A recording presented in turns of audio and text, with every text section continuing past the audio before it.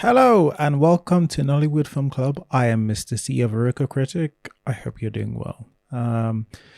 Yeah, so we today was a today was a fun discussion. It's one of those ones where um it's not quite casera de papaya, but it's one of those ones where we're all generally on the same page with this. There are a couple of interesting perspectives that I think worth listening to.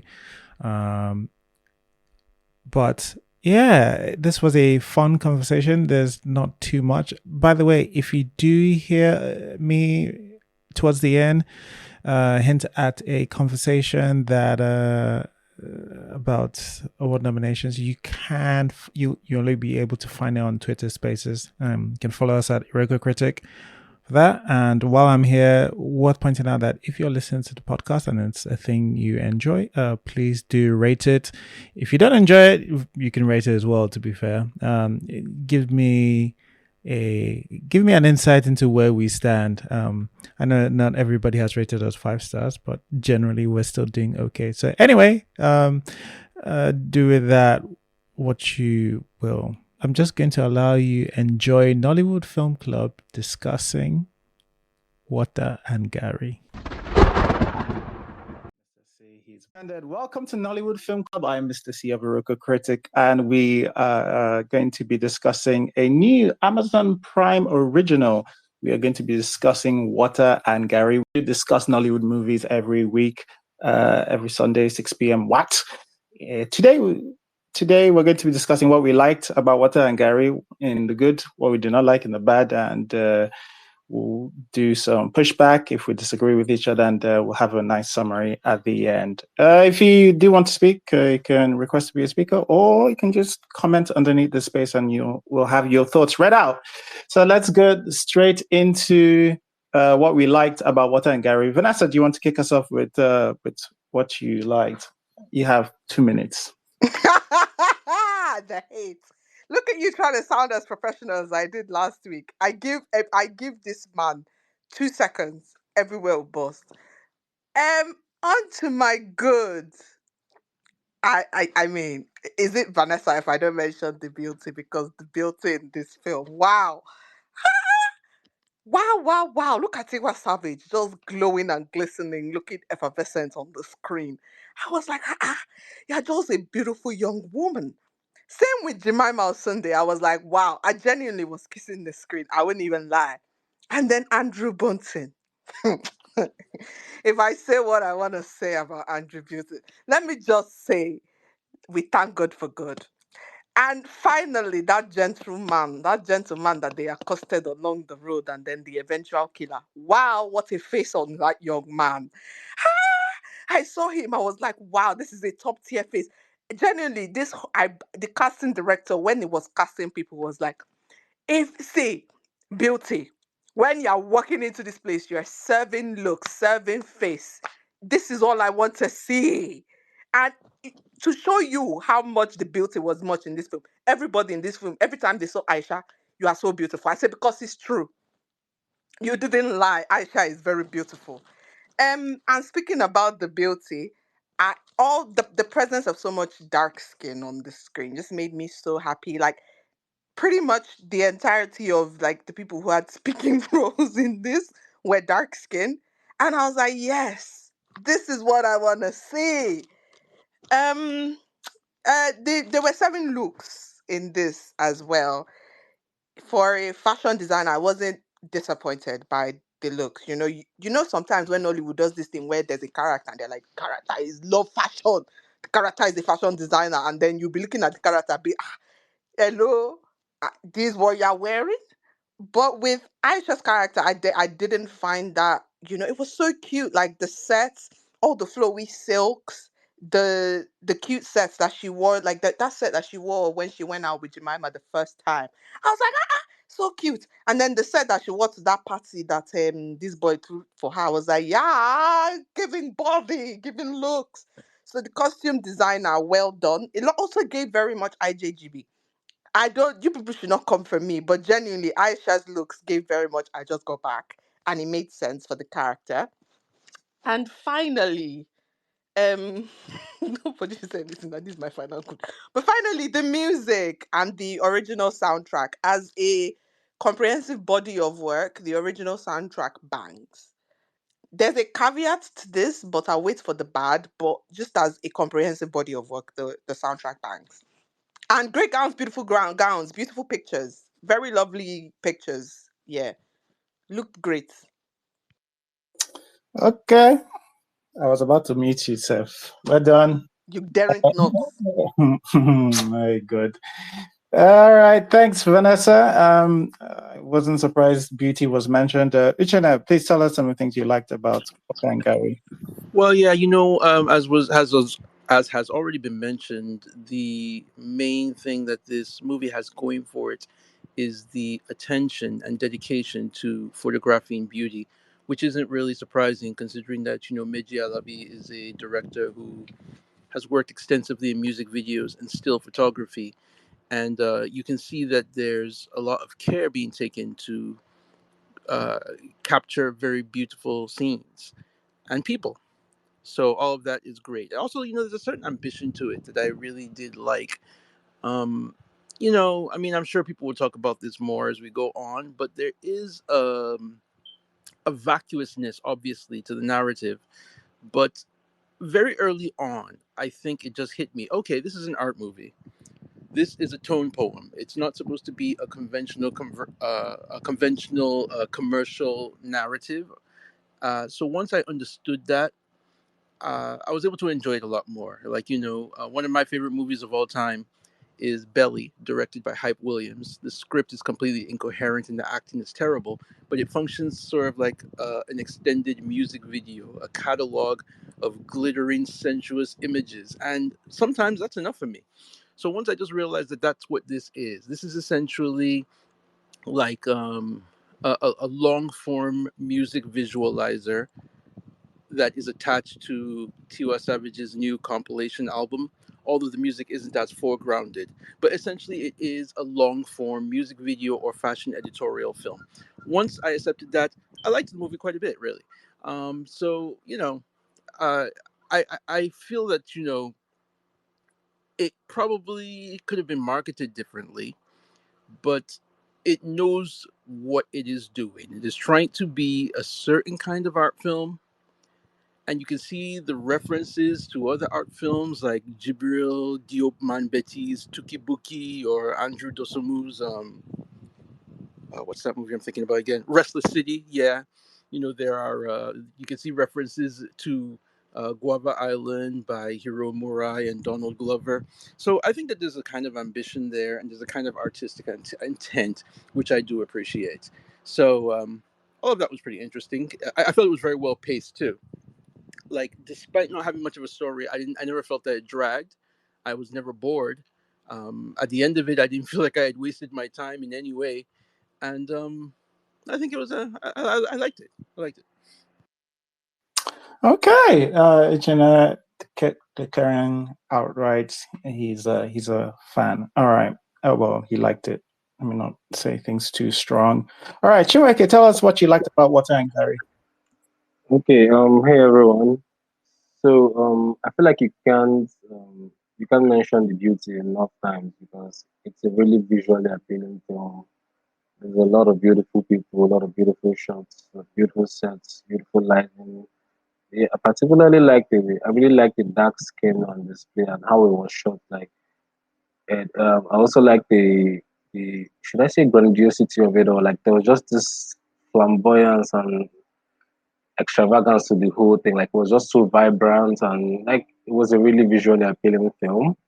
And yeah, like Uchenna said, it's once you understand the film for what it is, it actually makes it a bit more.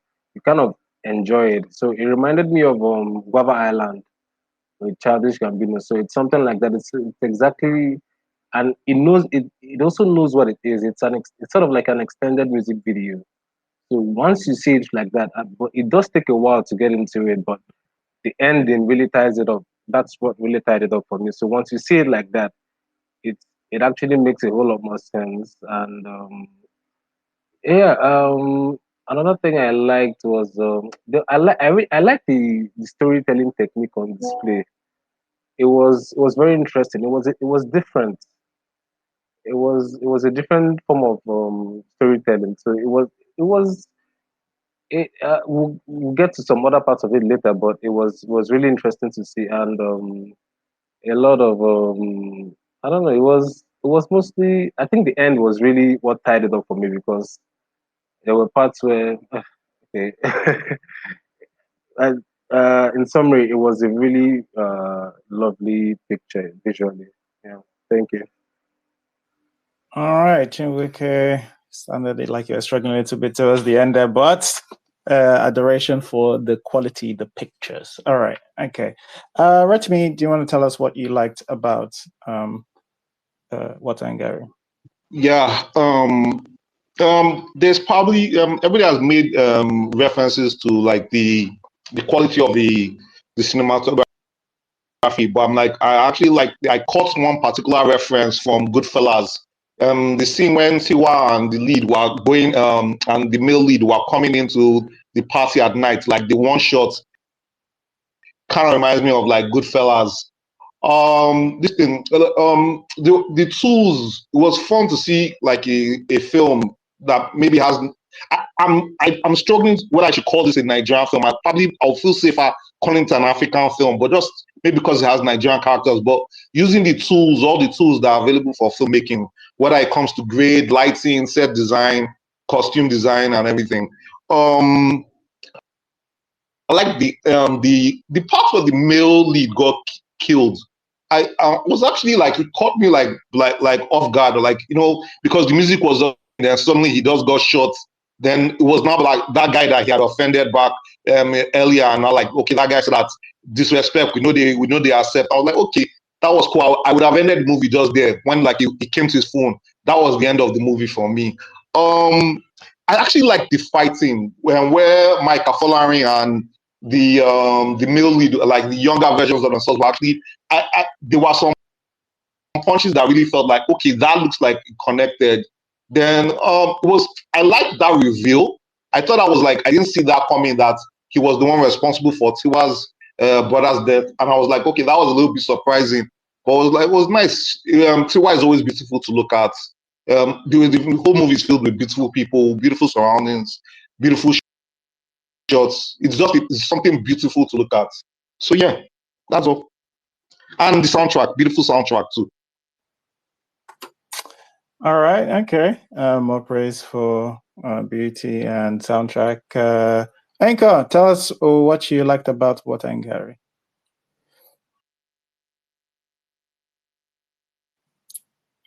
Anchor, are you there? All right, Elizabeth, do you want to tell us what you liked about Water? Excuse me, did you call me? Yes. Okay. Wow, Anchor. So Go sorry. ahead. I was talking with somebody. Can you Yes, hear me now? it is my turn. What is wrong with you? The first day you come back, you're already being like a dictator. Eh? My turn is starting now. What I like about the movie, it was beautiful, as everybody was saying. The styles were good. It was visually pleasing. The Everybody was just, it captured the skin tone very, very well. Eh, it had a vibe. It had a vibe. I did not finish the movie, but it had a vibe. Um, I like the name Inside. Inside of where, what, how, where, don't know, but without context in a vacuum, it's inside. It also kind of remind me of what's the name of that movie? The one that's set in Compton that is in the 80s. That Ice Cube was shot in. Straight out of Compton. Not that's the music. Boys in the Boys in Hood. the Hood. Ice Cube That's wasn't shot in that though. that's the album straight out of Compton. It's Boys in the some, Hood. Boys in some the Hood. Yeah, it reminds me of all those like late 90s, 80s like African American movie about the hood. It was like, oh, it's not. I mean, I guess so. I mean, it's random. It just reminds me of that, and I thought it was. Look here, it was beautiful. It was really really beautiful. That's just what I can say about this movie. It was beautiful. All right. Photograph work. Okay. More beauty praise. Boring. All right. You guys are boring. You guys are boring. Elizabeth, please Hater, tell hater. us. Yeah, because I was actually going to say that, like, seeing all the references for the shots, for the cinematography, but at the heart of it was I could see the vision of something John Singleton would have done. Because Exactly. that entire fruit thing going, like, almost as like mindless chatter, but like banter, like mundane things going on. And here is the okay, we'll get to that. If it was more cohesive, right, this would have been, oh God, if we had added other things. But everybody was talking about the color and skin, which I thought was beautiful. Great use of lighting, great use of location, great use of building. I was just staring in the beginning. Like every time we're in an interior, I was just staring at the at the background. Exterior, trying to take in everything there. It worked. Cinematography, I thought it was eye candy. Like I loved how intentional it looked. There were times that some things felt choppy, but we'll get that. And another thing that I really liked, because the last time, okay, I can't remember last time I was on the space, but maybe before last time, I don't know. We did have a conversation on it was Afa Mefuna, and I remembered complaining that I hated seeing the lack of technique in flashbacks. And the flashback here worked so well, and how seamlessly it weaves into the present reality. At least for me, I was not confused. Now, it didn't change a lot, right? It's not as if the frames changed. It's slightly, but because the and it didn't have like a lot changing either in the coloring, but you would know. Maybe I will have to watch it again to figure out what exactly it was that really stood out to me. In part, some of this film had this dreamy, let me use the word filter, not the word I was looking for, but let me use in quote filter going on. And half of the time I was thinking, does it have like a thematic thing to what this is supposed to be? But I really liked it. The flashback worked so much for me. I wasn't confused. I wasn't thrown out of loop. I could follow the story. And then the reveal. The reveal was wonderful, guys. The reveal was wonderful. And I even had a jolt. I was like, okay, I didn't see that coming. And I will always, always, always enjoy a good repercussion. I don't care for who or what or how humanized we've made whoever is supposed to be the villain. I would always root for a good comeuppance, which was what we got here. And at least towards the end, it's just beautiful. Yeah, beautiful again. hmm Thank you. Wow, ending in beauty because obviously. All right. Okay, more beauty talks. But actually, Elizabeth said quite a bit more in there in terms of more references and some enjoying of comeuppance and the twists. Okay, I'm just going to read some of the comments that have come in before we go to Halima. Benjamin says the movie helps to tell us how someone can grieve, and where it says an extended music video, long form music video. That's what I called it too. All right, Halima, do you want to tell us some of the things you liked about Water Garri? Okay. Hi, everybody. So, most of the things people have said, visuals, all of that, yes. I also thought that Tiwa had a bit. I don't know if it is chemistry, but she felt very comfortable with our co-actor was Andrew Bunton. I felt like when they were on screen together, most of the time that they were together, she was more comfortable in her acting, better than every other person or scenes where she was alone. So yeah, I think that was nice. I also liked that we experienced the way she was grieving. Yeah, I think those were the two things. Apart from every other thing everybody has said, I don't want to sound repetitive at this point. So yeah, those were the other two things that stood out for me. Thanks, Halima. Okay. Olana, do you want to tell us some things you liked? Okay, hi guys. Can you hear me? It sounds like you're in a well. Are you using Hear me now? if you're using headphones, dispatch. Okay.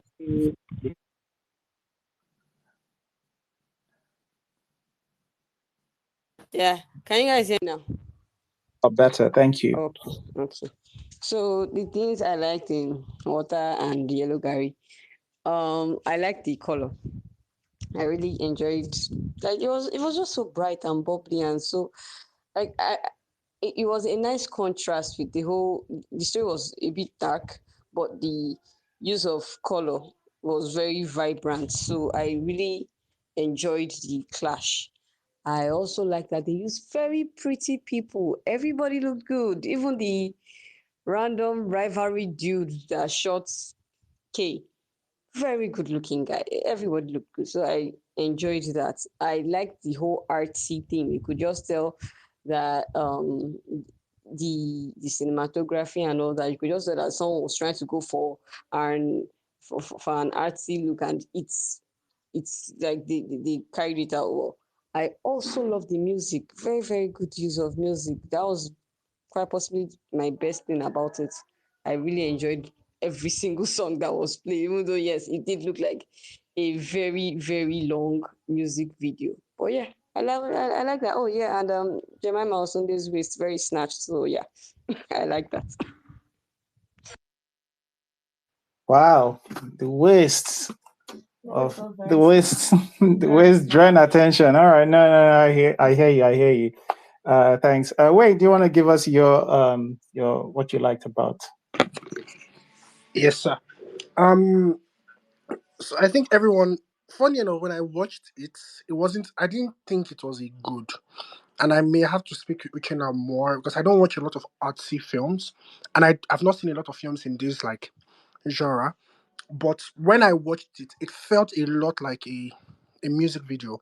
There were a lot of scenes that like the camera movements. It just felt like if I cut out like that 4 minute scene, it could be a music video, right? So it um yeah, I liked how it looked. It there were like so many nice shots. It really looked nice. I also like the reveal because many times when I watch films, I try to like predict out of the box and like but this one was even really like out of the box for me because I was like consistent with this guy's character and all he had been throughout the film. Like he's probably the one that killed him. I had that at the back of my mind, and when it was revealed that he was the one that killed him, it just felt very, I don't know, like it was good for me. I felt good about that.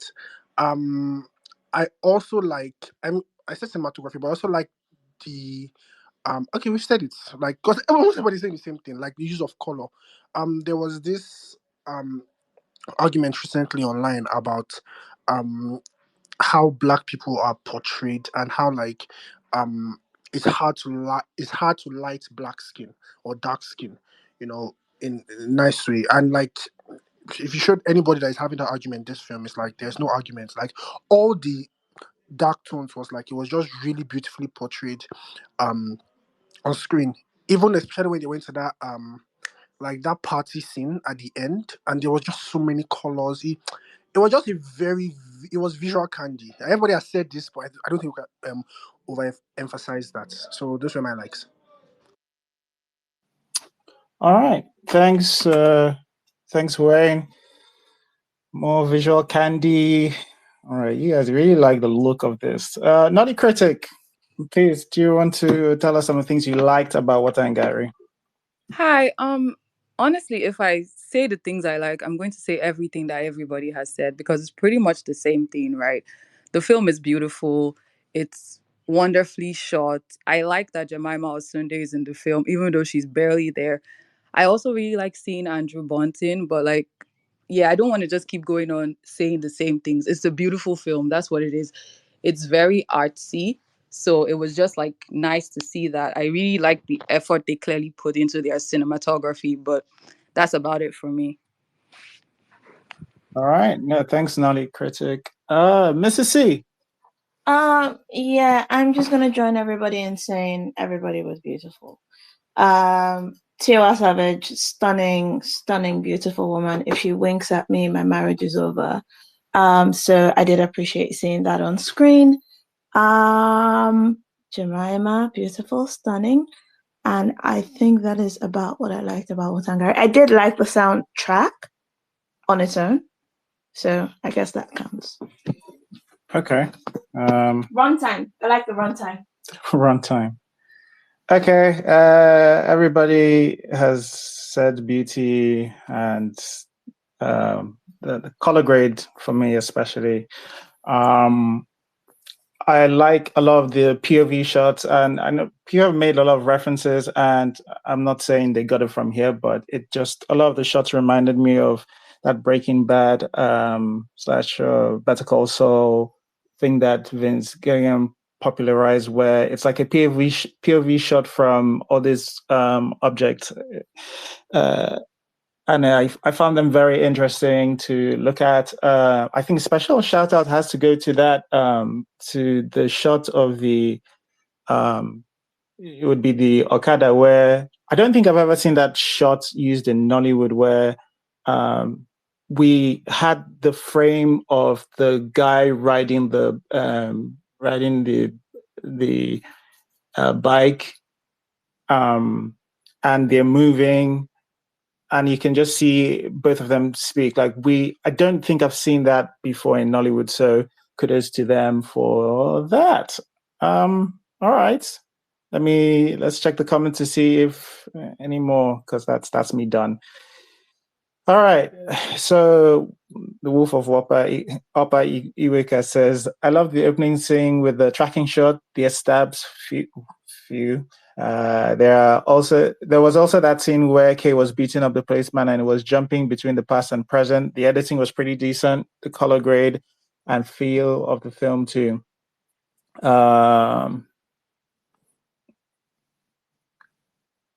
All right, yeah, I think most of the people asked. So we said let's skip to the bad part. All right, we are pivoting to the things that we did not like. Okay, the clock is on. Vanessa, do you want to tell us some of the things you did not like about Yes, Water Garri? before you on the clock, I have a little poem for everybody. The clock And is on. keep quiet. I have a poem, and everybody, you don't have to on your mic. Just say word in your house. Okay, I'm being very serious. I'm actually not even joking. If what? Okay, if water is to Gary as love is to pain, then Nollywood is to NFC as water is to Gary. Word in your house. Okay, the bad. Thank you, Wayne. Where do I begin? I guess I'll start at the very beginning. Exposition. The exposition in that opening scene. Little did I know that this was gonna be the entirety of this film. But I kept watching this film. I've never watched a more wordy film. And worse, it felt like they were explaining the film to me as I watched the film. 50 minutes into this film, I was questioning myself and my decision making skills, questioning why I did not DNF this film. But I still continued watching this film. That's why I say Nollywood and NFC is like Water Garri. Next is the dialogue. My days, the dialogue. The dialogue was painfully bad. But now we get this city. Them nothing do us anything. Do you know who said it? K and that fine bobo that they refused to give us his name. Two people said, I was like, you people should get out. Now, the acting, artist or acting. Because it's one thing to have bad dialogue, yeah? But if you deliver bad dialogue convincingly enough, I might even be able to stomach it. But nobody, not a single soul in this film, believed what they were saying. Nobody, I repeat, not a single soul in this film believed a word of what they were saying. Haba. Sorry, I have to pivot. But this man, he really give her pin earring. Pin earring. He give her pin earring. Man, when they run the city. This man gave her a better pair of earrings when they were younger. This man gave her pin earring. But now him they run the city, now him get the city. Him they give him pin earring. I was honestly, I don't know what about the pin earring upsetted me, but it really did. And don't get me started. I'm so sorry. I'm reading my notes, guys. So I wrote this thing the day I watched the film because I did not want to watch this film a second time. Don't get me started on the supposed reveal. I'm so sorry to every single person who loved that reveal, but I saw this reveal coming from the very beginning, and I quite literally, when I saw that reveal, I was like, what's all this? I was like, what's all this? Why? Why? Why? And then they literally went from a flashback of them killing somebody or whatever to them dancing in the club with low way, low way, low way, play. Wow, haba, haba. Actually, haba. What was the direction of this film? Because they should have just made this film the visual album that they originally intended. Every single person, sorry, I want to fight because every single person talking about this was an extended form music video is a lie. Because music video, the music I've heard inside the music video. If they had gone with the direction that they intentionally had at the beginning to make this a visual album, we would have been all right instead of making it a full-length feature film. Because for all the quality of the music that was on the original soundtrack, this film did a disservice to the music. None of the scenes in this film gave the music any life. Neither did the music fit into any of the scenes in the film. There was a complete lack of cohesion in this entirety of this film, from the plot to the acting to the role of the music in the film. I can't even lie. I did not pay attention to the music while I watched the film because it just felt like a dumpster fire, a train wreck that I could not get my eyes off because I was trying to figure out what was going on. What was actually going on? Honestly, I did not. Everybody was talking music. I had to go and listen to the soundtrack on its own separately. I was like, oh, wait. Oh, this song doing the film because it didn't make head. And in conclusion, let this not repeat itself again. Hi, God. Why did you talk? Let me mute you. But thank you anyway. I ain't get out. I will still meet you one day. Don't worry. It's coming. If not today. Thanks, Vanessa. Uchenna, do you want to give us some of the things you did not like about Water and Garri? Obviously, Vanessa having a problem with a bunch of stuff. Yeah, the main thing I think I had a problem with was actually the directing. I think I already said that I really admire Meji Alabi as a director, but I admire him as a director of music videos. When it comes to features, I think I wasn't convinced with what he did over here, and I had to think a little bit about what it was that bugged me. You know, lately, I've had some conversations with Mr. C and some other members of this group about directing, about what constitutes good directing, and we have all these conversations about composition and camera movement and camera placement, blocking, framing, all these things. But I don't think we talk enough about performance because it's very hard sometimes to quantify exactly how the director affects and motivates the performance. And I feel that the performances here were not really convincing, not because the acting itself was bad, but it just felt undirected. And, recently I watched a movie called Flaws on Prime, directed by Uyoyo Adia. That's the fourth movie from her I've watched. And I find her interesting as a director because I think she has a kind of an ambitious vision, but she doesn't seem to know how to achieve it. She's gesturing towards something and not really getting there.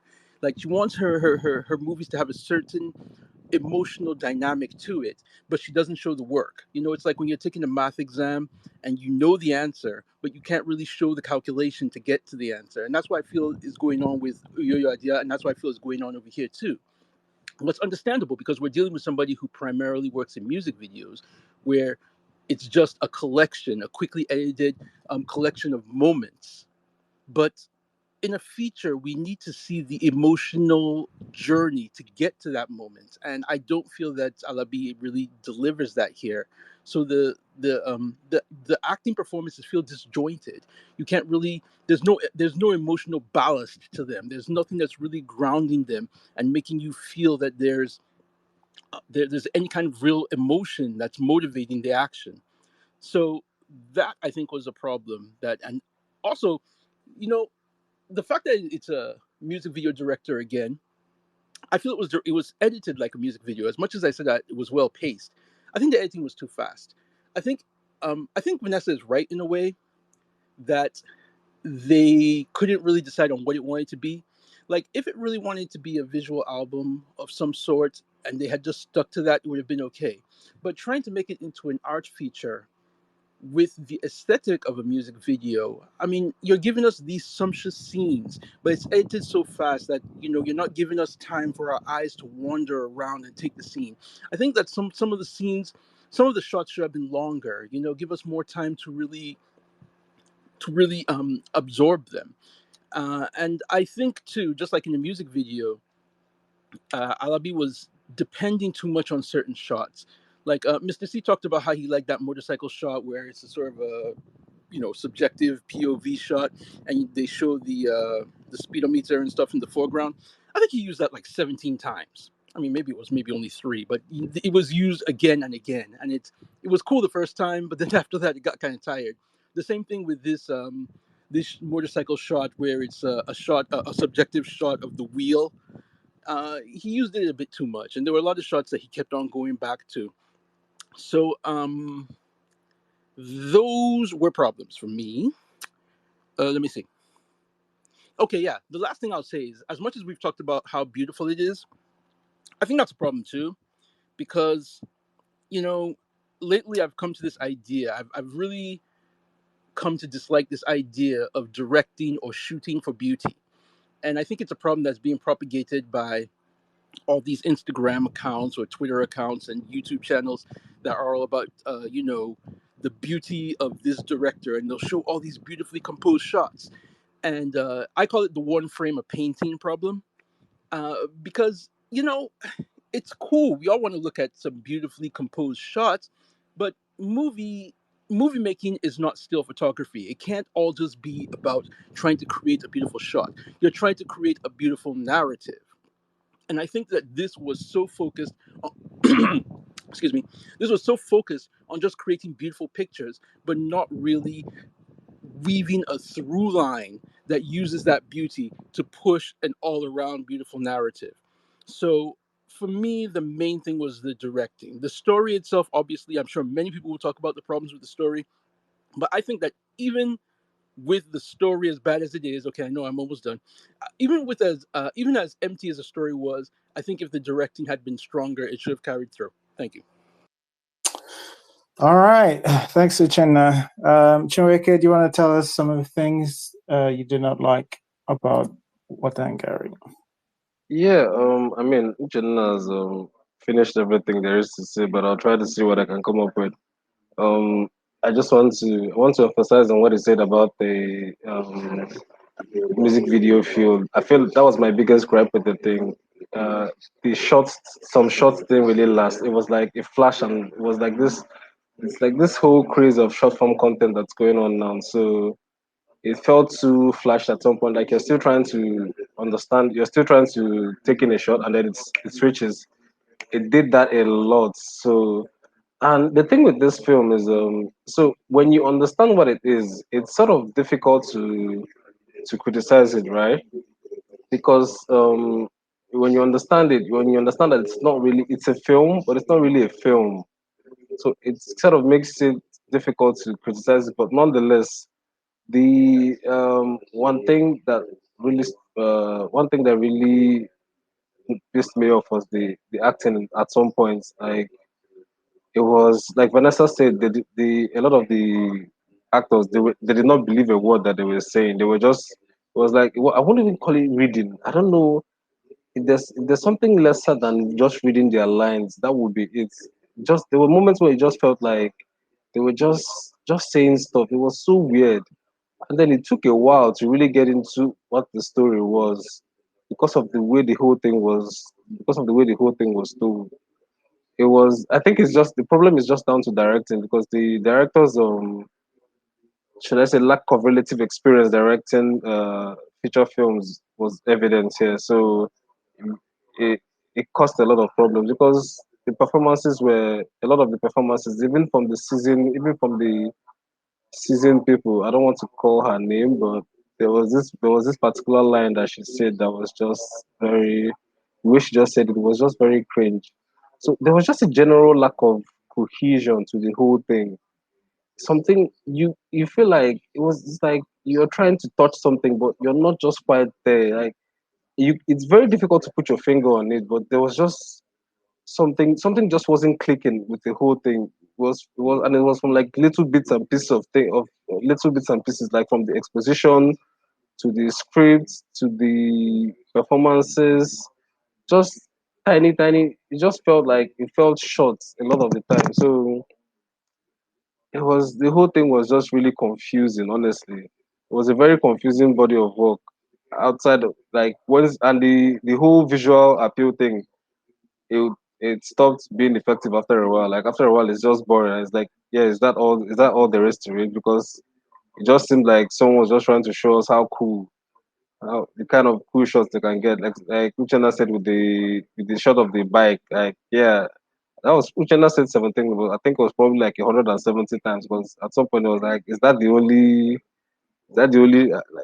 shot? Like so I think my main issue with the thing was just a general lack of cohesion. It just felt it's really difficult to put words to it, but yeah, there was just something off. It just felt a bit imbalanced. Like they did not really put their foot down. I think people that were making it they weren't sure exactly what they wanted to do, and it showed. So yeah, thank you.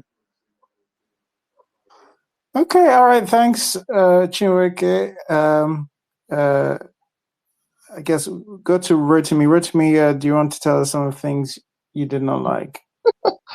Um, First of all, I don't know if anybody has seen Intergalactic by Kid Cudi. It's animation film in the style of Love it. come again.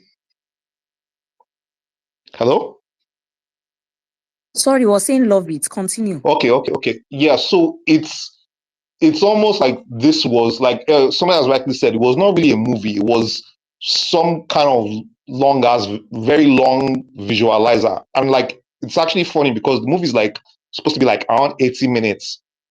And for it to be 80 minutes, like something that short, but still felt like a bit like, understand this pace is a little bit draggy. You understand? For something that short, still to feel draggy. So it also played out in the acting. Like when people said that the lack of believability, because it felt like it was just vibing. It was not really like lines were being delivered. It was just, okay, we're just vibing here, we're just vibing here. If I want to come from this thing from like story and character or acting wise, it's almost like I'm not 100% sure what Tiwa's character wants. Like what are our wants, what are our needs? Because it's almost like it's nothing driving this thing forward.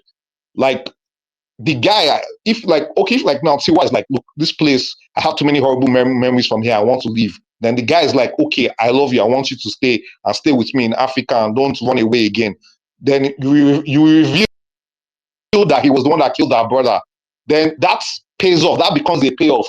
But it's not a payoff because Tiwa never finds out that this guy killed our brother. Then after the guy that you fell in love with, that you shared a beautiful night with, dies, you now like, oh no, I'm still going to stay in Africa. Oh, I'm going to stay here. I'm like, what's the Water and Garri? I know Mr. C said we shouldn't say this. I'm going to be the one. It was Water and Garri with no sugar. And I'm like, what was the meaning behind what the grandmother was trying to tell her about Water and Garri? There's some kind of philosophical message that doesn't come across. That what does it mean? It sounds a cool name, Water and Garri, but what does that symbolize? So it was very vibey, no real conflict, no real. The highest point for me, the tension I actually missed it was when the policeman stopped her. But it was like that was the highest amount of tension I got from the whole film.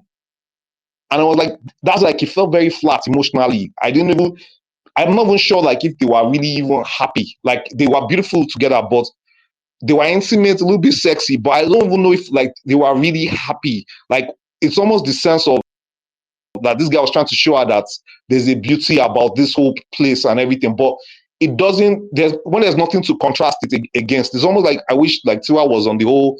I've been away for a while. I'm not familiar again with this environment, and I think that's another thing. The location plays against this because it's in Ghana, and Tiwa is still speaking Yoruba, and a couple of people are speaking Yoruba, and this guy is speaking Ghana pidgin. So it's just not completely gelling. How come she's Yoruba and she's in Ghana, but she speaks Yoruba? And all those things, just there are many pieces. But I know that Ghana is probably because of the shots that he got there. I don't think it would have been possible for Meji to get in Nigeria because Nigeria would be too hectic to shoot that. So everything, the pieces all put together, probably don't work together well as a film, but as a promo for the music, that's fine. A promo for Tiwa is beautiful.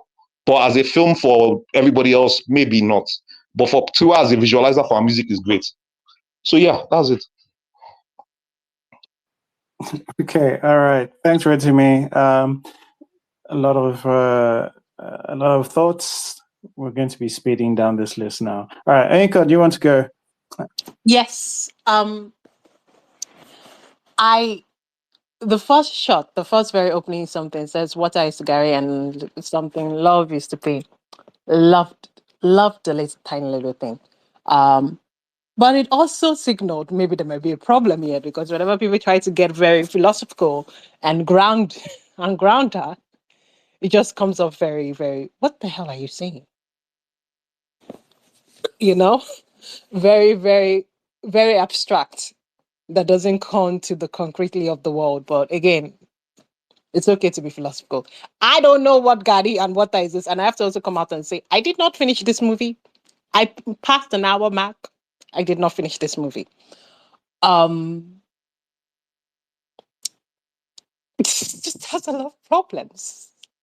The editing is too quick. The story is like they keep on. This is where I was going with that John Singleton reference. I was like, oh, it's like Boys in the Hood. They literally. Why is it called East Side? Number one, usually they have a name. It's not just East Side of whatever. And then they start saying that this place is now more worse. It's now more of a woody thing. But in the first shot, they showed us that okay, shot your brother. Your brother died. You left. You came back to support your cousin. Cousin disappeared. We don't see nothing about the cousin that much. Did you come back for the funeral? 3 months later, you came back to. Why are you here? Why are you here? Immediately, you run off with this guy. You say this place makes you want to vomit and like you vomit and you love and the narration. Tiwa is not the actress for this. She might become the actress for this in the future, but she's not the actress for this. And it's not even only Tiwa. The story, whatever they showed us, does not even support Tiwa. Does not even let us get into the atmosphere. It's very beautiful. It's very beautiful.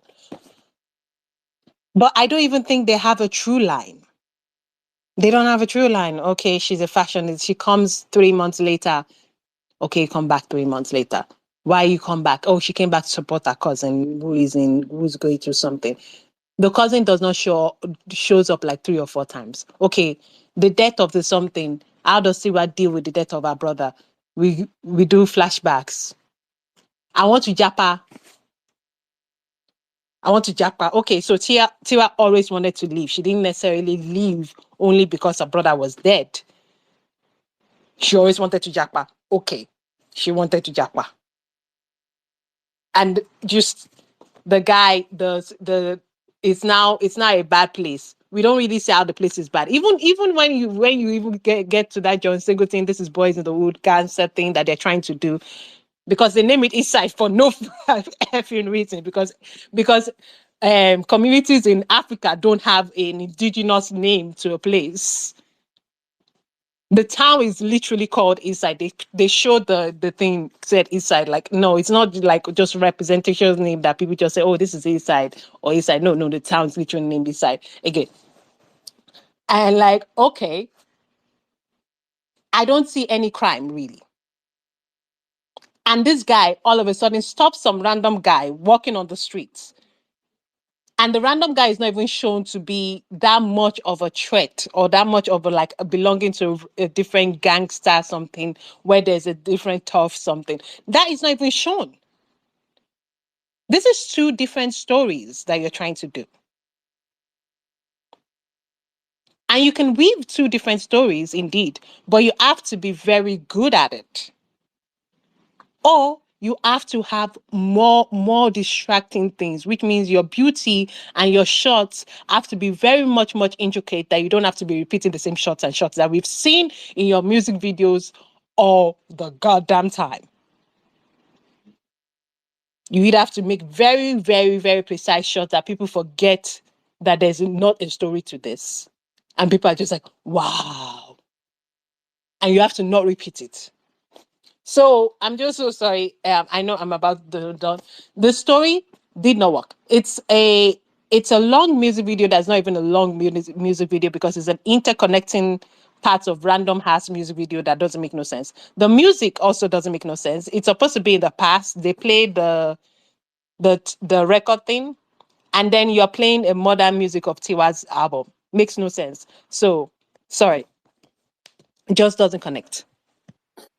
All right. Thanks, Inko. No, I agree with all of these points. I was imagining whether the gangs in East Side are like they're divided by territories, whether they have a East Side and a West East Side.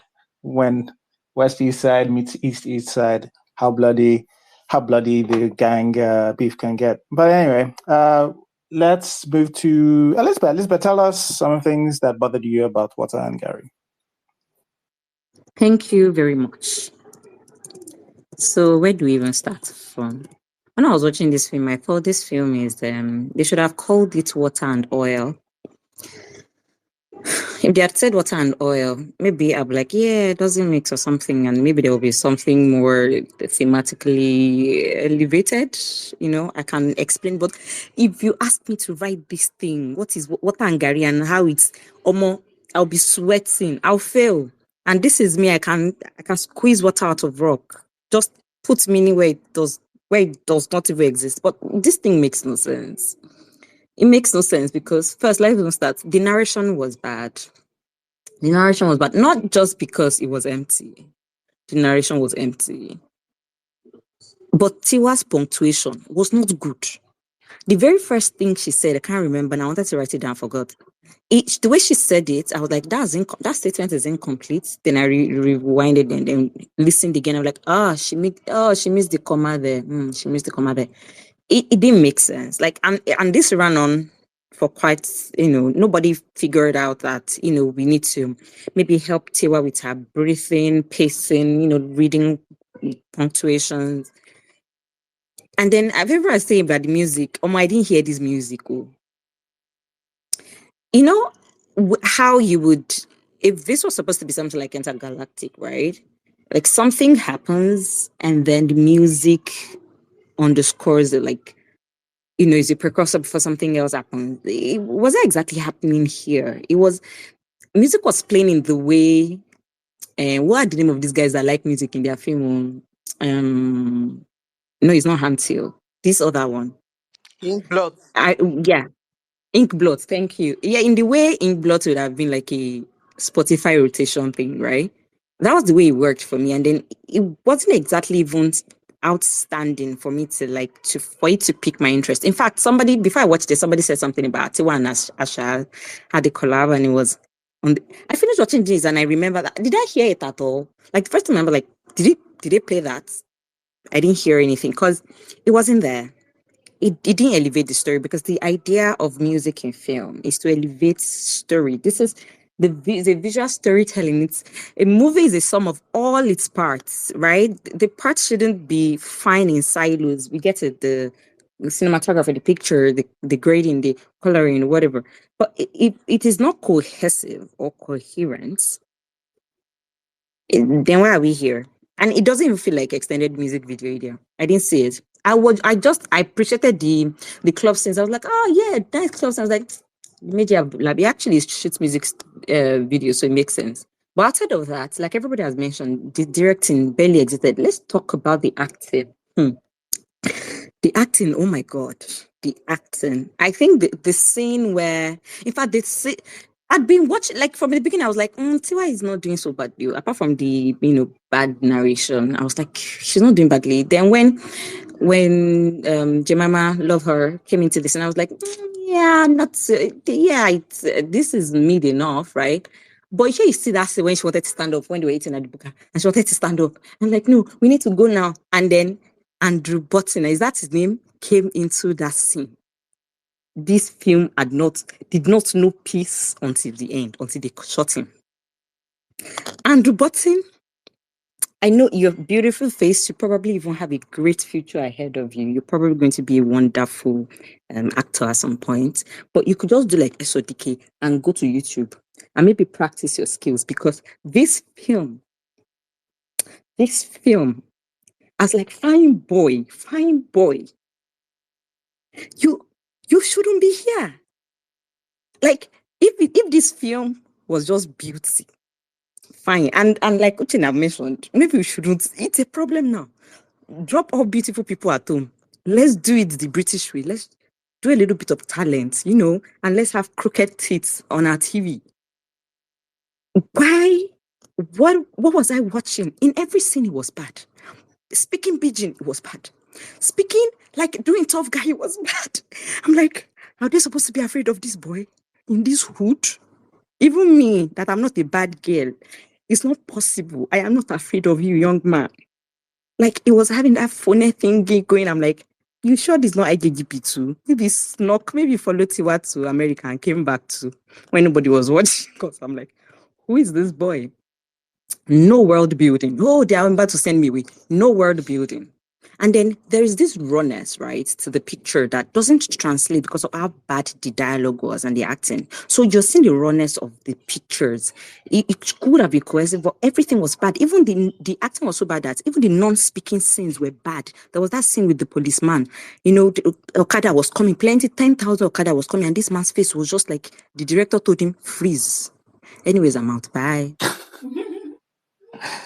I don't think I recovered from the water and oil mistake. All right. Thanks, Elizabeth. All right. Halima, do you want to tell us what bothered you about Water Garri? Okay. How do I start? All right. First, the title. I hated it. God. It had no meaning to the film. It just didn't make sense. There was no way you were going to tell me Water and then I'm watching the film and I don't even know what Water means from the beginning till the end. I just keep wondering, okay, where exactly do we get to explain what is happening in this film? But we never did, and that's fine. Then casting. I think they were beautiful. I love their faces, but I just feel like you're telling a hood story and you're putting Andrew Bunting. He's a Ajabota boy. Why are you putting somebody that is looking like a cute boy that wants to kiss everybody in where he's supposed to be a gangster? How am I supposed to take him serious? How am I supposed to believe that this guy is actually a street king? And also the fact that I feel like the person that acted his younger version would have just been that one had a thicker voice. It was a better option than Andrew Bunting was. And then Tiwa is supposed, or what's her name now? Aisha is supposed to be younger than him, right? She looks older in the film because he's supposed to be friends with her brother, which means there's an age difference there. But he looked like, you know, he's the sugar boy and then she's the sugar mommy. And I'm just like, what's wrong with these people? And yeah, I think it was Onyekon that mentioned the acting. God, it was terrible. I don't even want to go into that. It was really, really bad. No character development, no depth to their story. We do not know any of these people, right? Our introduction to them is very surface level. Like if somebody asked me, oh, who is this person? You know, what's it about Jemima? I don't know Jemima's character. I don't understand. Who is she? What does she do? What's her life about? Nada. I'm not concerned. I'm not bothered. Right? And my major issue, why was this movie shot in Ghana? Why did Aisha, her family, her cousin, why were they living in Ghana? Because they're obviously Nigerians, right? They speak Yoruba, and then Jemima was going about shouting Yoruba in the neighborhood. I'm like, and I was a bit confused there. And I'm like, okay, why exactly is this movie in Ghana? Why did they leave Nigeria and move to Ghana? Why? Why did they not have parents? Right? Because Aisha and her brother, we only saw them with their grandmother once. So what happened to her parents? Where were they? You know, what's their life like? When she left, what was her life like after she left? How did she even leave? Right? Because I know that she had aspirations, she had dreams, she wanted to be this and that. But her brother was the only person she had. So how exactly did she fund herself all the way to America? Right? There were just a lot of problems here and there. And then you say that, oh, you're coming to the country to come and support your cousin, and you just have two scenes together. Two scenes, or is it three? Maybe three, maximum three. Three scenes together. You and this cousin that you flew all the way from America for.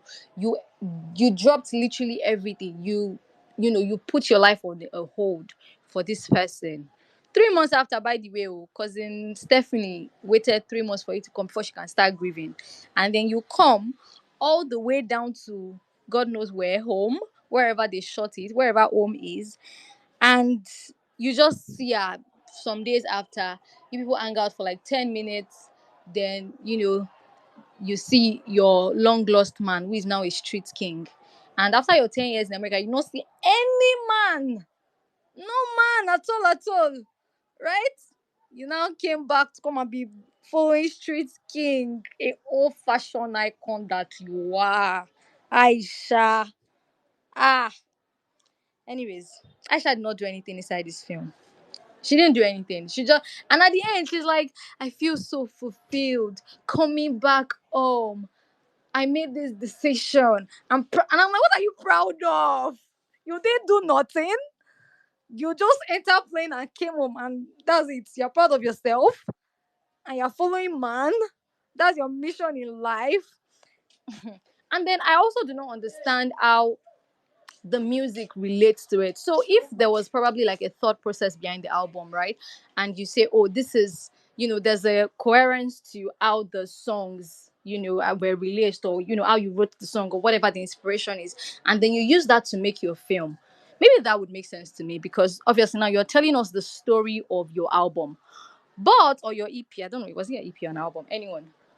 But you're telling me the story of this, and I did not even know that this music was playing. Apart from like two scenes, I think the first one was where they just played it abruptly when the grandma said, "Oh, put on the music," and then just stand up. I'm like, "Oh yeah, that's what they want us to come and watch here."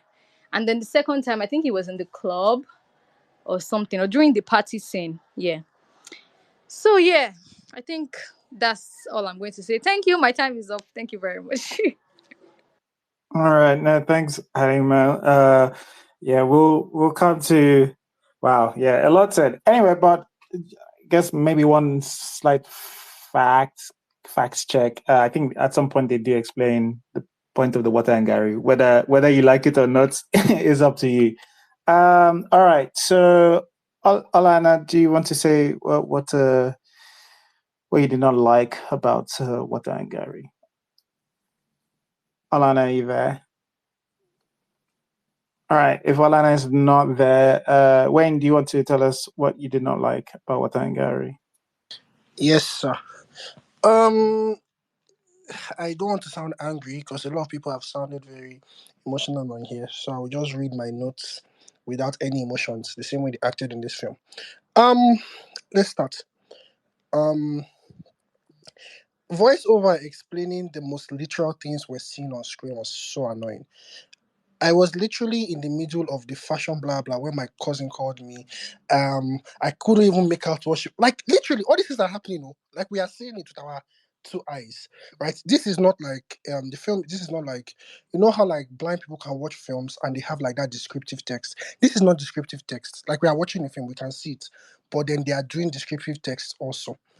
Okay. Um, and then she comes back, and then she's having this internal conflict about, oh, is she an outsider back in the city back? But guess what? This internal conflict is not internal, oh, it's external, because there's a literal voiceover saying it. And then she's inside this car going back into the city, and she says it in the voiceover, am I an outside? Okay. Okay, so I think, let me say things that people missed. So there's this newspaper that was inside this thing that she brought out that had next phase of fashion. Please, who had that newspaper? Because Mama died in 1999. Brother has died 2008. And then she went to US and started her career. And then a photo of her in the US is inside Mama's things. The Lord will help us. Why did she come back? Like I like funny enough, it's like people, like we're talking about the fact that the film knows what it is, and it's, I think they know. Like they ask her so many times in this film, "Why are you back?" and she never answers the question. They ask her, "How long are you back for?" and she never answers the question. And in the end, she says, "I don't know how long I'm going to be here for." It's like you don't really know what you're doing with your life, because the guy asks her, "Why are you back?" Like first of all, because they say she's back for that friend Stephanie. She's not back for Stephanie, because you came back to visit someone that their brother died, and they're the one that came to your house. So obviously you did not come back for that person. Because if you came back to visit the person, once you come back, you drop your bags and you go and support the person you want to support. But no, that's not what happened. It's the person that came to support her and took her to the city to go and eat at Mama Ejima's place in Ghana or at undisclosed state. Okay, we shall go. Um, the confrontation between K and that other guy, I was like, what is going on? Like, the acting was horrendous, but it's like, because K knows the guy, Abby. Because if K doesn't know him, how did he invite him for that party? So that guy also knows K. So why did the guy act as if he didn't know that the guy is? I don't know. It's really poor. Like, I don't know how to explain it, but this was a really really poorly done film. I'll just say one more thing on my this and then um I'll go. So that Mama that is there, that is in this east side, that everybody knows everybody in east side, because it's east side, right? She's asking about Mide. It's like, how did she not know that Mide is dead? Like, I, they just wanted they wanted to create this thing where they wanted to show us that Tiwa is grieving, or not Tiwa, Aisha is grieving. So they just bring someone that knows her, that has not seen her for a long time, but knew her around that period of time, and is just asking, so where's Mide now? Like, it just didn't make sense, especially because the person is supposed to be in that east side, right? Um, and then Samson, because they are poor. This family is a poor family. How do I know they are poor? Her brother is selling drugs to make money. So who employed Samson? Because Samson knows her. And when she came back, she knows Samson. So Samson probably has been working with them since. So do you understand? Like, I can't dice. Nothing in this thing makes sense. There's nothing in this thing that you can say, okay, this one, okay, and then it leads to this. It's just like scenes, like a lot of scenes, but nothing actually makes sense. And my last thoughts before hand will come up. 2 weeks ago, we had this conversation about, like, is Nollywood spoiling my tastes? And I was like, no, no, no, no, no, it's fine. Like, you know what? I'm actually okay. I love Nollywood enough, blah, blah, blah. But okay, the hand is up. But I think actually, like, this really hurts me as a film. So yeah, thank you. All right. When Fling Hurt by Water Garri. Wow. Okay, Arunta, I'm going to read out some of the comments. Sorry, the space is full, but if you do want your comments to be read out, or if you want other people, you can just comment underneath the space. Arunta says, from the moment that City Poem started, I knew I was going to struggle, and I've never been more sad to be right. The film did not get better at any point. The movie had no direction, that even the characters seemed to forget their own motivations. The dialogue was cringy. I had the second generation immigrant in the US writing about the homeland feel from the school of Akara and Igusi. It's as if the writers didn't realize that Pidgin is a language that's region specific with grammatical rules. And the performances were terrible. Like Vanessa said, it's like they didn't believe what they had to say. Lamina says the ratio of her brother's death outside of flashbacks was the funniest part of the movie. A working story just didn't exist. I decided to see it as a visual album with how the stories were switching, and that made it easier to watch. Also, the acting, music video level acting. We'll get to that. Fine boy, but he couldn't act in this movie, says Fauci. Gloria, the lady scribe, says it was clear that her family wasn't well to do. So how did she even leave? What made her leave exactly? They kept going on about how the east side she left isn't what she came back to. But how are we supposed to know that? Just believe. Rini says she totally forgot her fashion design career in America to settle in that horrible east side state. The king cousin she came back to console, she totally forgot to visit her family and went to follow man. Not normal man, no. Thug. All right. Freedom Jacob Peter says it feels like the first episode of a series. And HNS says, oh yeah, I forgot to mention the voiceover. That was a problem too. Like the director who is accustomed to setting his images to vocal music didn't feel comfortable enough to let the action speak for itself. Even the action is sufficiently showing, just had to tell on top. All right, okay. A lot has been said. Nolly Critic, do you want to tell us some of the things you struggled with?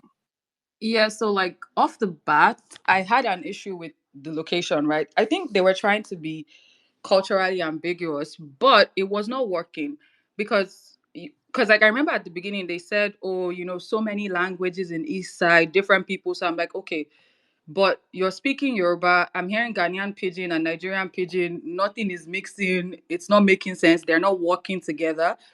Then you continue to talk about like violence. The only thing that really showed there was violence is that you guys kept saying it. East Side has changed. There's so much gang violence. Okay, and then you had some shots of guys standing around bikes.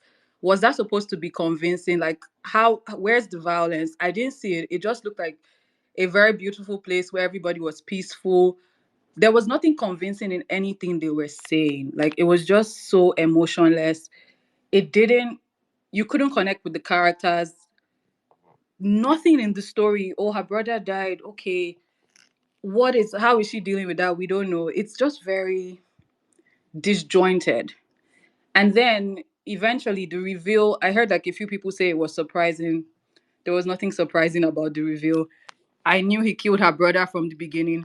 I also figured he was going to die in the end. Like, I don't know, there was just nothing that was special about this film. The dialogue was terrible. Like, for me, it was like I was watching it, I was having a headache, and then I started thinking of My Sister, the Serial Killer. And that is one of the worst books I've ever read in my life. And that's what that dialogue gave me. Like, just gave nothing. Then there was a point where she was telling the lady in the market, like, oh, she's thinking of opening a store in Nigeria, wherever they were, sorry. When did you start thinking of opening a store? You told us that you came here to support your cousin. At what point did your fashion plans translate to East Side? And then you were like, oh, you're struggling in the fashion scene in the US. Were you struggling?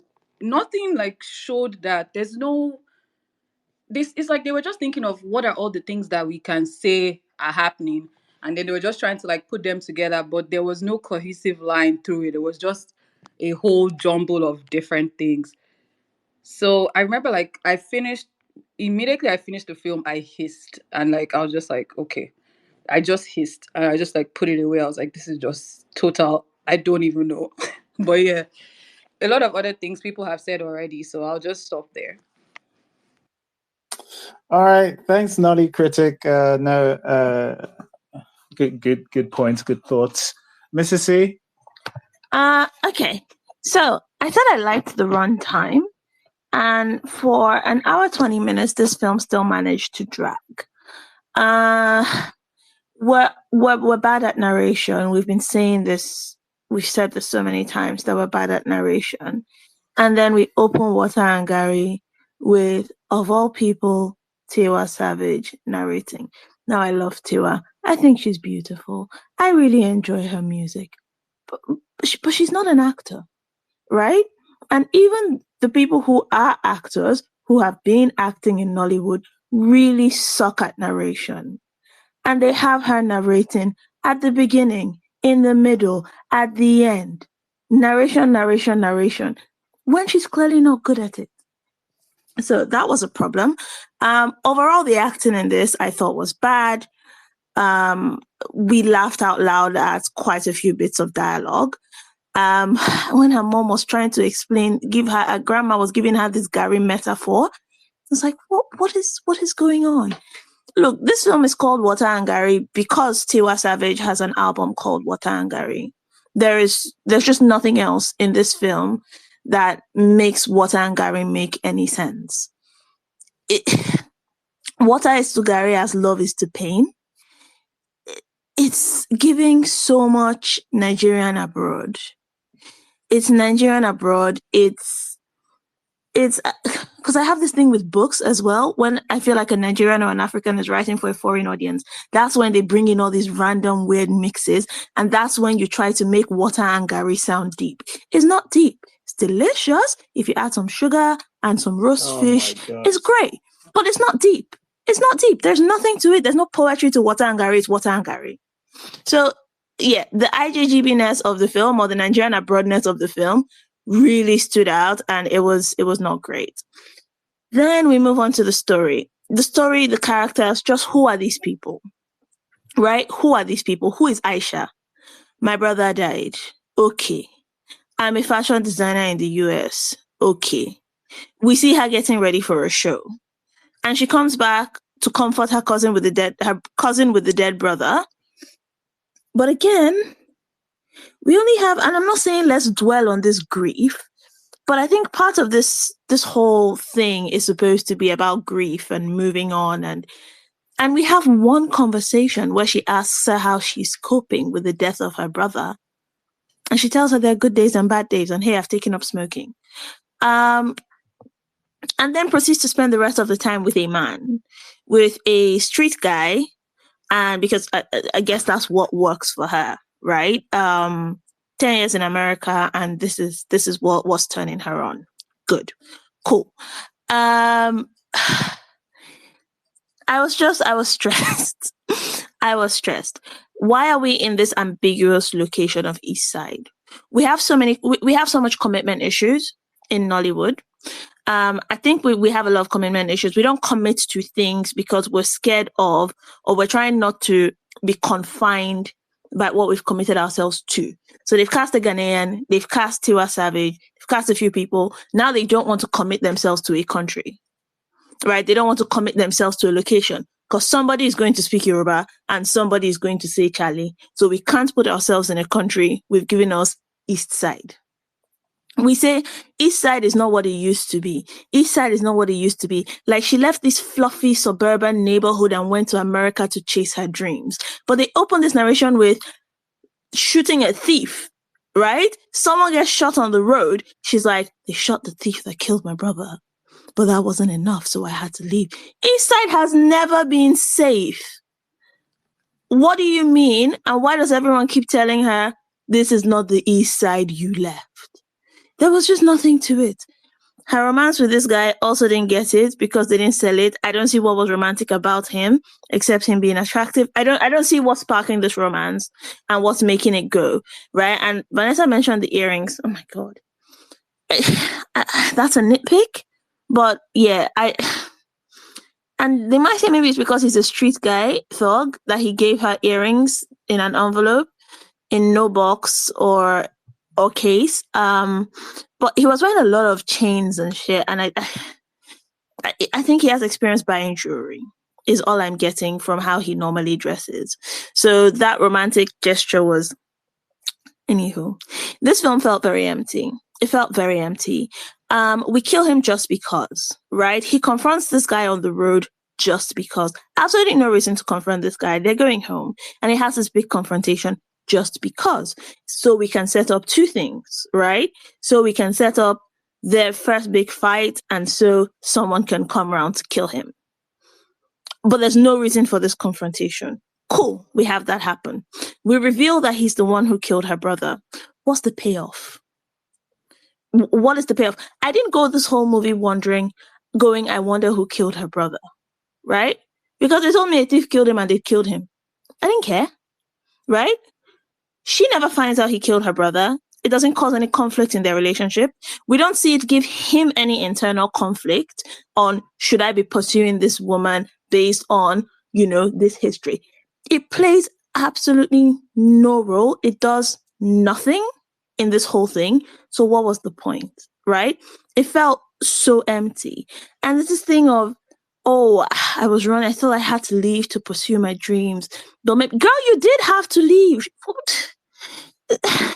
No, those fashion shows were not happening in East Side. I'm sorry. It feels so empty. It feels so Nigerian/African abroad. It feels very privileged Nigerian/African abroad who wants to do kumbaya, everything is great, Wakanda, coming back home. But this babe was poor before she left. So I don't get it. But again, sorry, this one is raising his hand next to me. But yeah, it was very empty. It was very empty. It said absolutely nothing. And it was a very long hour and 20 minutes. Okay. All right. A lot has been said. Yama Yama was an interesting turn of phrase. I have a feeling it was intentional because I can't believe that Jemima thinks that's the actual way I can't actually believe it.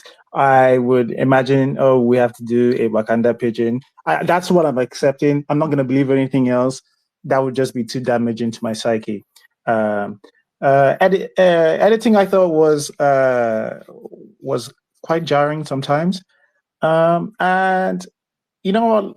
If I didn't know anything about the music, that this was supposed to be sort of like a music video, there's a brilliant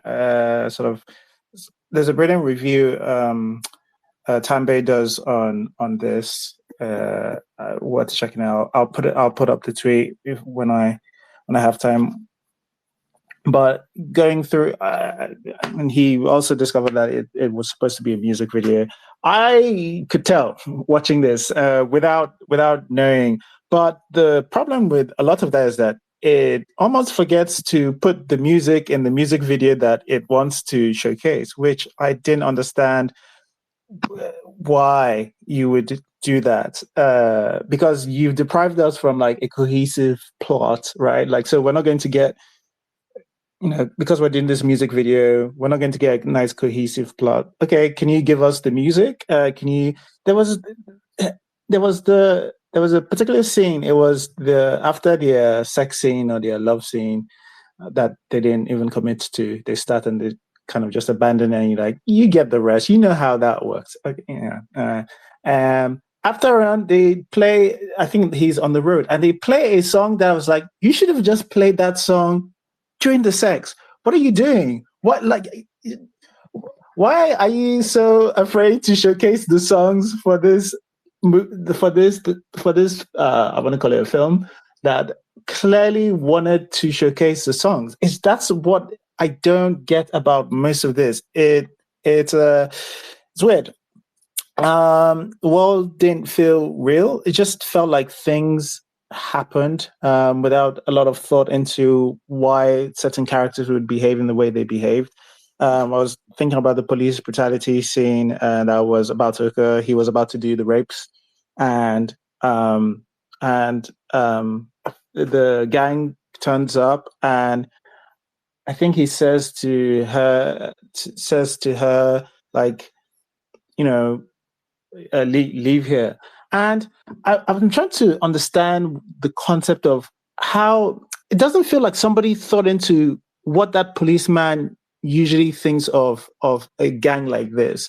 Um, because I feel like if he was at least more checking about when he was looking at the car, just a little bit nervous about it, just those kind of things that feels like this policeman lives in a world where if this gang shows up, he's in big problem.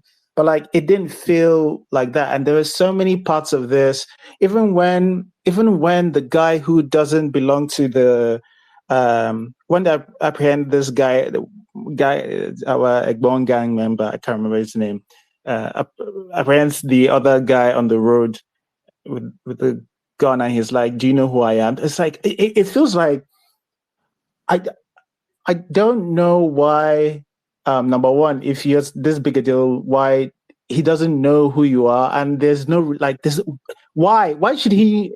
I don't know. It never felt like why should he know who you are? Like, and he ends up killing him like a dog. To be honest, like I don't understand what would be so scary about this person, and it doesn't feel real. It all feels fake. So narrative wise, this doesn't work in the plot. The acting, people have talked about the acting being bad, and yes, it is bad. And the music video thing is interesting because I feel like sometimes when I hear the dialogue, I was thinking, do these people think they're shooting a music video where like we're not going to hear what they're saying, and later on there's just going to be music? So I'm just going to move my mouth because I'm trying to get into character, because like all of the words that were coming out of their mouth and the way they were saying it, it didn't feel, number one, convincing, and it didn't feel like they thought it was going to make the final cut. I don't know, it felt weird that was a thing that they it just felt weird that was the thing that everybody was okay with. Did somebody not go, "Oh, hang on, wait, look, we sound like we're asleep here, we sound like you're just waking up from a nap, can we amp up the energy?" So yeah, I guess that's my main issue. The world didn't feel real, the narratives didn't feel great, even the shots I don't particularly care for, and I don't I don't. Oh, the Water and Gary metaphor. I think people have talked about it. I thought it was very funny, but I don't think it was intended to be. Also, I think the playing the song. I think somebody mentioned in the comment playing the song in the this thing. I think it's the only playing the song when I think her mother was dying, and I think it's the most we get to hear some of her song, and it felt inappropriate for the time. It felt inappropriate for both the time in the film, and just didn't feel like when to play that song in the movie as well. So yeah, I don't agree with a lot that happened in the film. Anyway, all right. So we might be heading into Pushback soon. Let's see. Let's head into Pushback. Uchenna. Yeah, not exactly pushback, just kind of building on. Mr. C referenced, and I think Otas also referenced that there wasn't actually, I mean, as much as we've been talking about music video, that there wasn't a ton of music in it. And, that's something I thought about too. Like, originally, I wanted to describe it as a music video without the music, because even though the music isn't foregrounded, it just has the rhythm of a music video. And, Mr. C, I think, just put it really nicely that the dialogue feels as if it was just dialogue that was there to fill the space, knowing that it wouldn't be heard in the final mix, that it would be music over it. So hearing that this thing was actually supposed to be a music video, literally, it makes so much more sense. It also makes sense why it was shot where it was, because a lot of Nigerian Afrobeat videos are shot in Cape Coast, Ghana, because it's a very picturesque location, and Ghana has amazing cinematographers and colorists. I didn't look at the credits to see whether they used Ghanaians to do it, but the Ghanaians are really great at that stuff. They do all the Nigerian videos, all those Ashake videos, WizKids, Essence, all of them. They're shot in Ghana. So this to me just looked like another made in Ghana Nigerian music video. And knowing that it was supposed to be a music video makes so much more sense.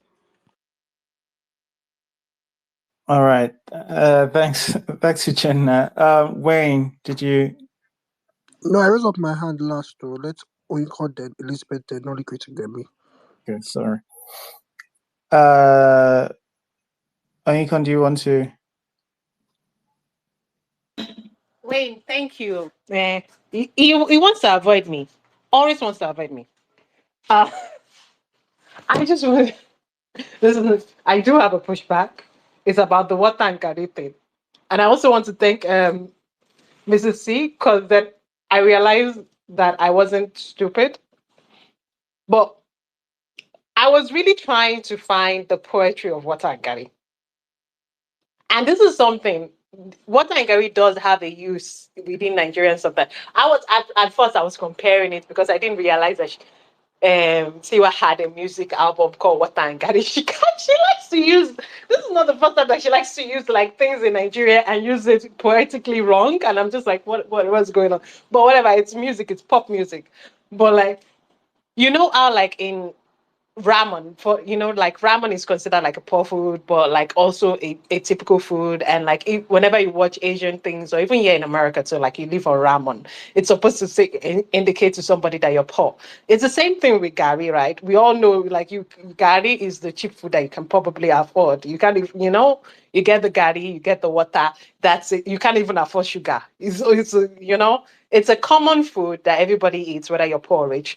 But if you eat it all the time and you just have water, it's supposed to be an indication of, oh, you're talking that you're poor. Like, and it is that's not how she uses it. And I swear, I was watching this movie and I swear to God, I was looking for poetry and I can find poetry in anything. And I was looking, I was like, I'm stupid. I don't get it. I'm so foolish. And I want to thank you, Mrs. C. Because when you said, I was like, yes, there was nothing there. I'm not stupid. I'm back to feeling like I'm competent enough. Thank you. Also, one more thing.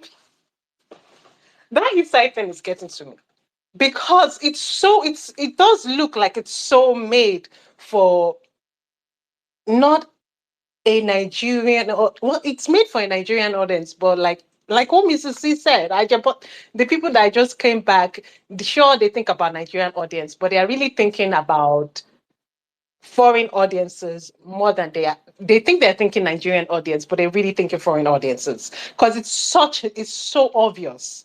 It's so obvious. It's so stupid. And I just, the whole movie now makes sense because now we know why it's called Inside. There's a reason why I feel like I was looking like this. It's just like John Singleton was going on. There's a reason why I'm feeling like this feels more African American than like, why isn't there an indigenous name to this? What? You know how it's like California and they're like West Side and Compton, this, that, the West Side and East Side. And even that has like regional histories. It's just not random what they're saying. There's a reason why why there's the West Coast and the East Coast. There was a reason for that rap battle. There was something. It wasn't just it just seems very aesthetic. It's just a very aesthetic thing. And I don't mind aesthetic things. I just mind when aesthetic things try to be like they are more than just being aesthetic and they're thinking they're being like really, really smart. And you don't even understand the political, economic, and historical things that made the context of that aesthetics. There's a context to that aesthetics. It's just not aesthetics for aesthetics' sake. And that's just the truth about aesthetics. They get divorced from their context and then they get reused and reused and reused and reused and reused in contexts that makes no sense if people truly think about it. With that said, I gave this movie way too much thought. And thank you very much for freeing me from this Gary and water nonsense that I was really racking my brain about. All right, thanks, Inka. I'm going to go with Elizabeth. Elizabeth. Yeah, so pushback. See you guys first. What is wrong with Tiwa liking an old flame? Because I don't like give love a chance. She sat down at the buka She looked up, she saw old flame. Her heart cuts. That you could not miss. Her heart cuts. So when you see old flame like that, there's nothing you can do. It's beyond you now. It's not you talking. It's something else talking. Okay? That is not, I refuse that is a bad. Two, when you don't let Mr. C validate you, this Water and Garri. Maybe me and you, we are not so keenly. Because I saw I think in one of the comments, explaining, how when you add water to Garri, it changes the form. When you add love to pain, it changes the form. And sounds really right to me. Like it makes sense. But contextually, with this film, it makes no sense again because where is the love inside this pain? That's the Inside problem. the I pain, was right? looking for it. I didn't find it. Like, I will go 'cause with anything if they gave me. no, and that's why I felt, maybe water and oil makes sense more in the context that, Tiwa and Andrew Botton's character. And again, that's not what this film is trying to say. Please, maybe what I'm saying is another film entirely, right? So maybe the Meji Alabi has something else was trying to say. But at the context of, two shouldn't mix, him killing the brother, again, this is me looking for something, to hold on to. Yeah. And then what's my last pushback? And him, which again is not exactly like a pushback, so more like building upon the idea that East Side is in Ghana. They didn't mention Ghana in this film. Oh. And I would want us as film watchers to. The film is a form itself, right? It builds a world. There should be a word. Like I mentioned in my bad, the world building is non-existent. Like they didn't build anything. But this film said East Side. So that film is East Side. The moment you're like, whether you saw a familiar place, you've been to Ghana before, you know this place. It doesn't matter. In that film, that is a different place. It is East Side, and you go with East Side. So I don't. It might be, maybe it's bad. Maybe because the world building was not sufficient enough. But this film just said East Side. Has told us different people, and at the heart of it, well, there are Yoruba people in Ghana, so maybe that's it. But still, this is East Side, and we also encountered this. I think it was also during Breath of Life. We're like, oh, this is Ibadan. They didn't show Ibadan. But that film too didn't say Ibadan. That film just said Midwestern Nigeria. It could be anywhere, right? It's fictitious. It's fiction, rather. It's in a place that does not exist. It's in a world in the film. Thank you. Right. I used to push back. The opposition is not that it's saying that it's in Ghana or not. The opposition is that it's set in Africa. It's set in Africa, and because it's in Africa, usually those places, the name of the place, the actual name, not just like, oh, When it's you kind got of the how Rainbow names everywhere in Lagos, if you walk, we were I know, I colonized. know, I know, Let's I just know. leave it. Okay, I think that's who cares? All right. Anyway, well, let's just move it along. Vanessa. Me, I just wanted to say I'm offended because Man's up. Oh. I'm not keep quiet, man. I'm offended because everybody's saying they are looking for the poetry. I gave you people poetry. And people are still looking for poetry. I gave you poetry. With Water and Gary, I people say you're looking for poetry. See, honestly, a prophet is not welcome in his own home because you people are really disappointed in me. You people are doing too much with this film, to be honest. All this talk about story and characterization. Where is they? Where now they see the story? Where now they see the characterization? Because me, I didn't see. That's why I didn't mention it in my bad. All these people that they talk, I don't see them. So where is they? All right. Okay. Thanks, Vanessa. Obviously, your poem did not hit as hard as facing You're the just hash a carry. hater. You're just a hater, and all of you, You I know need, all of you said word, you word, need, word in your house. you Yes, need bars now like you're talking about you not need seeing bars like where. facing the hash Gary. Hash Gary. Like when life comes at you like Gary. Do you have anything like that in your poem? No. I said when as if water is to Gary like love is to pain, then NFC Nollywood is to NFC like water is to Gary. See, just us two. No descriptions. No hash. Where's the I hash? don't need hash. I don't need. It's implied, like much of the film. Obviously, this film is on hash. So, all right. Anyway, Nolly critic. Do you want to? Uh, do you have any pushback? I mean, I don't know if it's pushback. So I just went like to what Elizabeth said. The problem with her like going back to her past love, quote and unquote, is first of all, the love was still not believable. The casting for the two of them is bad. He's supposed to be older than her, but he looks like a baby. I remember seeing the trailer, and that was one of my first things. I was like, this as a romantic situation doesn't work, and it still didn't work. Then another thing, like with the East Side thing, which was what Elizabeth was saying, it could have been culturally ambiguous and it could have been good. It was not a good cultural ambiguous setting. It was not working, and that's the problem with the location. Yes, we figured out it's in Ghana, even though it's technically not in Ghana. It's wherever it's supposed to be. But the location, doesn't. It just didn't work. And then the other thing that I wanted to say, honestly, is like, so with the whole talk about, oh, it's a musical, it was meant to be a video or a short film for the songs. I think we're doing a disservice to movies like Intergalactic and Childish Gambino's film, I've forgotten the name now, to compare this to them, because with Intergalactic there was a lot of, like, we knew what was going on. The music made sense within the context of the film.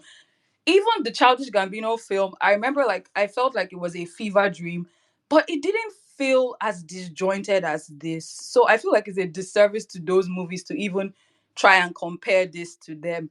It's just, yeah, this film is just, it's visually appealing, but nothing else makes sense. Thanks. All right. Thanks, Nani Critic. Just going to read some pushback coming from comment sections. Remy says, also, what is to Gary as love is to pain makes sense to me. Water added to Gary changes its form. Love added to pain changes its form too. Sure, you can read whatever you want. I'm just saying it's a goofy, silly thing, because I think the point is that pain is not something one seeks out for, especially the type that's been described, right? The way she describes it is that, when you come across this thing that you don't want, if that's very difficult to deal with, that you don't want, you add love into it and it should make it okay. Gary is something that we do want, we do seek out. It's just a goofy, it's just goofy, like it's trying to make it like seem like the people who eat dry Gary. Have you eaten Gary on top beans? Dry Gary on top beans. This is not this is something that people eat all the time. It's just not what it's not as clean as what it was going for. I'm sure like it made sense in the head. And I had Remy also says, "Do you know who I am?" Is coming over here. Careful, you do not live in East Side, Remy. You don't live in East Side, as far as I know. And also, it wasn't just that he said, "Do you know who I am?" I'm saying, like, the film does. We don't know who he is. Like, it needs to mean something, because like it was the way he was saying it was that he's. It's not just that he was saying it. He was asking somebody who was just working on his own what he was doing. He was challenging So when he says, "Do you know who I am?" we need to know who he is, and like it needs to make sense who he is in the world that we're showing. And I don't think it did that. Anyway, all right. We'll go to Wayne and then we'll go to Edwin. Okay. It's not also pushed, but something Mr. C said about the way Yamama pronounced Yamayama. They called. Have an actual push. Can you hear me? Can you get me? Yeah. They called Stephanie's brother Nihi. He's a Yoruba person. No? His name is Nihi. I first thought I was tweaking because I'm like, is my Yoruba out the window? What is Nihi? And then it's just like there's that thing where it's like I think they were trying to be ambiguous, and it was just very poor. And then I was also going to say I think we've hammered down on it. The Okay, I didn't say it. I wanted to explain the water is to Gary thing, but they already did. So let me off my mic. All right. Thanks, Wayne. Edwin, do you want to? Well, Well, we're Yeah. just not session, but I have just been take waiting for hours, so he I'll get came my 6 late. minutes. Thank you very much. Yeah, so sorry. What I liked about Water Garri, I liked one specific scene. There was a scene where Stephanie and Tiwa's character were like walking on the road going somewhere, and I think that was the one scene in the entire film that felt authentic. They felt like they knew each other. They had some kind of relationship. The I kind of smiled because it felt genuine as opposed to the tone of the rest of the film.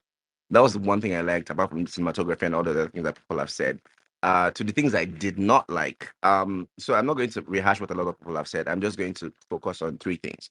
Um, when I watch films, especially now that Nollywood is in a place where we're kind of in a transition place, I care a lot about how themes are handled. Uh, Specifically, two things. I care a lot about how craft is handled, and I care a lot about how social issues are handled. Um, Tiwa Savage an is a singer who has at least 15 years of experience. Meji Alabi has similar 15 years of experience. They are all creatives, and they know how much misinformation and poor narrative, like how it's very important for narrative to drive craft, especially if it's not like a traditional career, it's like a creative career. So it really, really pissed me off that Tiwa Savage left what she knew as a singer and Meji Alabi left what he knew as a video director and the person who works in music to make her a fashion designer and then not do anything with it. Like, if you had never known what a fashion designer did and you watched Water and Garri, you would leave the entire 1 hour something not knowing anything about what, like, the only thing she does in the entire film that kind of suggests that she knows anything about fashion is that she goes fabric shopping and doesn't even really go fabric shopping for fabric shopping's sake, just happens to be in the market and she sees a fine fabric and they has a conversation about it. Like, this is somebody who, even in the first scene where they try to establish that she's a fashion designer, she comes across more like a makeup artist because she's like looking at people's makeup, telling people to put blush and this, and it just like it really infuriates me when people who are perfectionists in their career come into the film industry, take some other person's career that they understand how much work goes into branding yourself, how much work goes into legitimizing your career because people tend to talk down on the creative arts and then they rubbish it in service of a plot that doesn't even exist. Like, if there was a massive plot that they were doing that they didn't have time to show Tiwa actually, experiment. Because in the trailers for the film, there was sewing machine and there's no sewing machine in the film. So I'm like, did they cut that out? Like, they made a whole bill. Like, there was a sewing machine. There was, I think Tiwa even had like a measuring tape on her neck at some point in the trailers. And none of that makes it into the film. That really pissed me off. Second thing, if you're going to talk about crime, gang culture, for God's sake, please do it right. Put some thought into it, put some intentionality into it, do some kind of research and integrate that into your script. Because not like this film goes as far as showing K indoctrinating children and normalizes it, kind of just like, you know, yeah, this is something that happens in cults. Like, 5-year-olds, 6-year-olds are part of K's quote unquote cult, and they normalize that, and they never take a moment to say, okay, this is kind of weird. Like, Tiwasabe should be weirded out that K is sending a 7-year-old or an 8-year-old to deliver a package to her. They don't engage what the cultural, like the collateral damage is of having a cult in your society or having a gang in your community. They kind of just hint that K runs East Side, but they don't, and they do that whole dramatic thing with the police officer, which again makes no sense because K, during the beating of the police officer, first of all, brings his wife and traumatizes his wife for something that she had no idea about, and then blames her for not knowing that her husband is a philanderer and then goes ahead to say that, oh, I is this what I pay you for?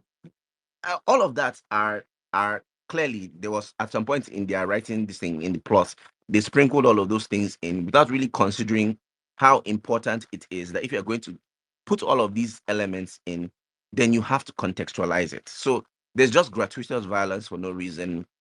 The woman is humiliated for no reason. She's blamed for her husband's actions. She's traumatized for no damn reason, and then all of that, we just move on from it. It kind of it infuriates me when films do that, especially because they had so much time that they were just basically lazing around and gallivanting and trekking the whole of East Side. I don't understand. Tiwa cannot afford Uber or what? Like even the keke napep thing that they did in the beginning. I was just like, what is all of that? Why are you people doing? I don't know. I was really pissed by all of that because you're an IGGB, yeah, and then so the gang thing was very. I don't want to get carried away. The gang thing was very infuriating for me because if you're going to put gangs and cults, especially for somebody who lives in Nigeria who has experienced cultism, because I know Tiwa has experienced cultism on some level, for All you right. to have a film and then do that was pissed me off. Then final thing was world building. A lot of people have talked about world building and all of those things, and I do think that if you if you the reason why films like Black Panther go to great lengths to create a fictional world is because you have to create a fictional world. You cannot just go to Ghana, go to the place that you have shot your 62 million music videos, and then just say, if I call it East Side, it's East Side. At least repaint the walls, do something. One sign that says East Side in one scene does not contextually change the location, especially because the accents are all over the place. The context is all over the place. Nobody explains how Tiwa's family happens to be in Ghana, even though they call it East Side. Nobody explains how Tiwa's character and Kay meets. We just see Tiwa and her brother as children. Then they flash over to where all of a sudden Tiwa and Mide and Kay are best friends and they're also in a relationship. So world building is essential if you're going to try to do a fictionalized world. You have to put money and effort and time and thought into actually creating that world. If we don't get it, you can't blame us. All right. No, I agree with you there, Edwin. There's especially with how you do world building, yes, you do have to put effort in, and like many of us said, like it didn't feel coherent. All right, there's a pushback. This is from Mel, sent it privately. All right, this is a film ultimately about grief for the things we've lost. Her brother, her love, her lover, her home. Very few things left feeling familiar. Still, she has to find her way in the world. And how can you find without going back? Sankofa. That's why it had to be shot in Ghana. To go forward, you must first go back. I don't even know if this is trolling at this point. And here, our protagonist has to go back to find herself, to reconcile with who she is, all she left behind, and she does with the memories she left halfway, with the loss of her brother. It's why she throws up immediately she arrives home. She's been holding on to that anxiety forever, and now she can let it go. And her lover's loss is proof of that. Proof of she's been holding on. Okay.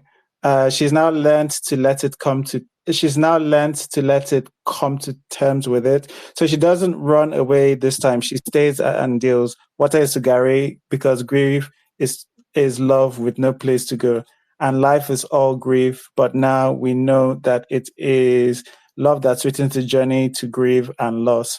Water and Garri go together, whether you're drinking or making a bath, and love goes with grief, whether you're mourning love, loss, or love that could never come to be. Well, I would say, Mel, you should have wrote the synopsis for this. I think it's And better the that script. maybe that. That's a lot of that is. So I would even say that that's not in the film. It kind of is, but it's done poorly, and it doesn't even really address everything about everything else. It doesn't address the bad acting, doesn't address the bad dialogue, doesn't.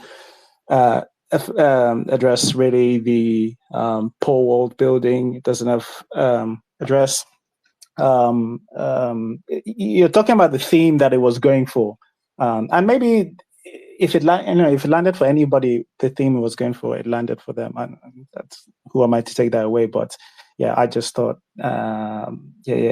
just a red mark all over this in terms of a lot of things. All right, we'll go into summary a little bit. Let's just hear what Wayne, did you Sorry, have? can I just add one thing? I forgot to add something. So I wanted to talk also final thing, and this is technically kind of pushback, but also like one thing I disliked. The water and Gary metaphor. A lot of people have been talking about how it makes sense, how it works. And it's a fundamental problem of not understanding literature and at figures of speech. So the water and Gary metaphor is supposed to use visual imagery. And if we use visual imagery and we look at how Gary works, when you put water in Gary, what it does 95% of the time is that it increases the volume of the Gary. It makes it swell, it makes it soak. So what you mean is that if you add love to pain, it increases the pain, it makes it worse, it expands it. Like, so I don't like when people keep saying this water and Gary. No, it does not make sense.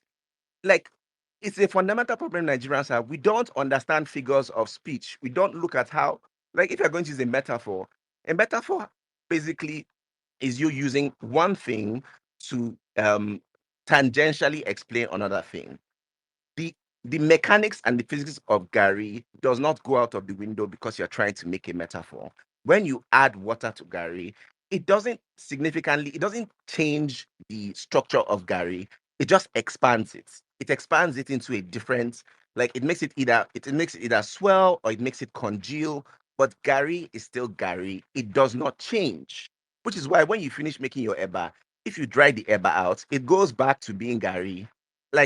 Like if you so like I don't no, let's start from that's the basics. The basics is learn your literature. Filmmakers don't read books, study books. Please, for God's sake, read a book before you start doing anything else. Read. All right, okay. It's suggestions from Edwin about what to do. All right, Wayne, did you want to say something before we go into the Yes, summary? sir. Yes, I'm sorry. Edwin is really going through a lot. Um, I was going to say it's almost like a pushback, but there's a film here, and I know like we don't want like because of something that Mildred said. I just wanted to say something. Um, they want to do there's supposed to be character growth, right? Because she starts out this film, a loss pushes her away, but then she's at this place now where she faces a loss of the same magnitude, but she has grown, right? Like there are like themes. It's like there's some if someone that could actually write took this film, they could write something that is watchable. So it's like when Mildred, I don't know, oh, I say Mildred, sorry, Mel. When, I was just as when Mel is saying those things, it's like there's something. If you really look inside, there could have been something. It just wasn't there. So that's what I'm going to say. Okay. All right. So we can head into the summary for Water and Gary. I just remembered that this whole metaphor thing, uh, the implication is that water, when you add water to Gary, it makes it sweet. That's what mom said. Grandma doesn't use condiments, so Maybe Grandma grandma does added not sow sugar garri inside the jebu. video. Grandma Maybe added grandma sugar. doesn't sow garri jebu. I And if saw you sow Grandma garri add jebu, you go sugar. You slap can her. go and watch it. She are you put sure sugar was in the Gary? no, she put But grandma put sugar. sugar But, because she but was God, doing Grandma explanation. is a let me what? not Because bring up grandma grandma. is a liar. Grandma is a God, liar. Thank you, Vanessa. Grandma I was is a going to. liar because if grandma do I so saw sugar garri jebu would have slapped grandma. Look, I have a question. oh I God, I saw heard. this I saw this promotion on Twitter where they were adding milk to Gary. And apparently they gave it out. They gave like a Gary con making something out at one of the promotional events. And this person opened it, and there's Gary, and then they had milk, and then they had water. And I was just like, okay. It's a Is there any? metaphor. It's a metaphor. No, no, no, Milk no. I'm is a not talking about metaphor. metaphor. But no, the thing that gets me is that is it what other parts like? Do they do that in Ghana, where they put milk in Gary? Ah, Or Well, no, is if there you're parts not of saying no, that, Nigeria oh where they no, do don't that? say that one. They do it in yeah, Nigeria. No, woman in Nigeria, Oh, they do put woman milk. milk in They put yeah. yes. That's what I'm asking. Maybe they do that in Ghana and other parts of Nigeria where they put milk in Gary. Oh, yes. Woman milk in Mugari. We use No. milk or you I can don't do weed. so, but I want people man milk in Mugari. No. Oh, this is my first time. So I see, want there's man a good say thing. they do Okay. Moti it. mo, Moti sheri. All right. I'll do it. I'll try it and I'll tell whether it's good or not. I have Gary right here. Carrying Uh, out an experiment on our the metaphor. best thing you're going to use is 0% skim milk. Yeah, yeah, do that. It will slap. All right. Like Gary without sugar. um, no, I was just remembering it's the water that makes the Gary sweet. You guys, stop playing with me with that. That metaphor makes sense. You guys, stop it. Stop it. All right. Anyway, let's move on. Uh, let's do our summaries. Vanessa, do you want to give us a summary for? To be honest, I don't even know how to summarize this thing. If you want to hear the music, go and listen to the original soundtrack. It's available on no streaming platform, be it Spotify, Apple Music, and what. If you want to see beautiful dark skinned people in well lit light, then go right ahead. Watch it.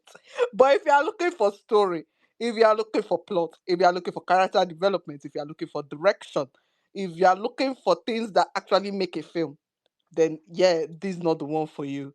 Again, Auntie Tiwalade, Emma Shebemo, if you want to keep acting, go right ahead. But Emma She, don't do this type of thing again. Please, let's all be guided. We're in May. At today, May, we've not watched film that I've heard. Day. All right. Thanks, Vanessa.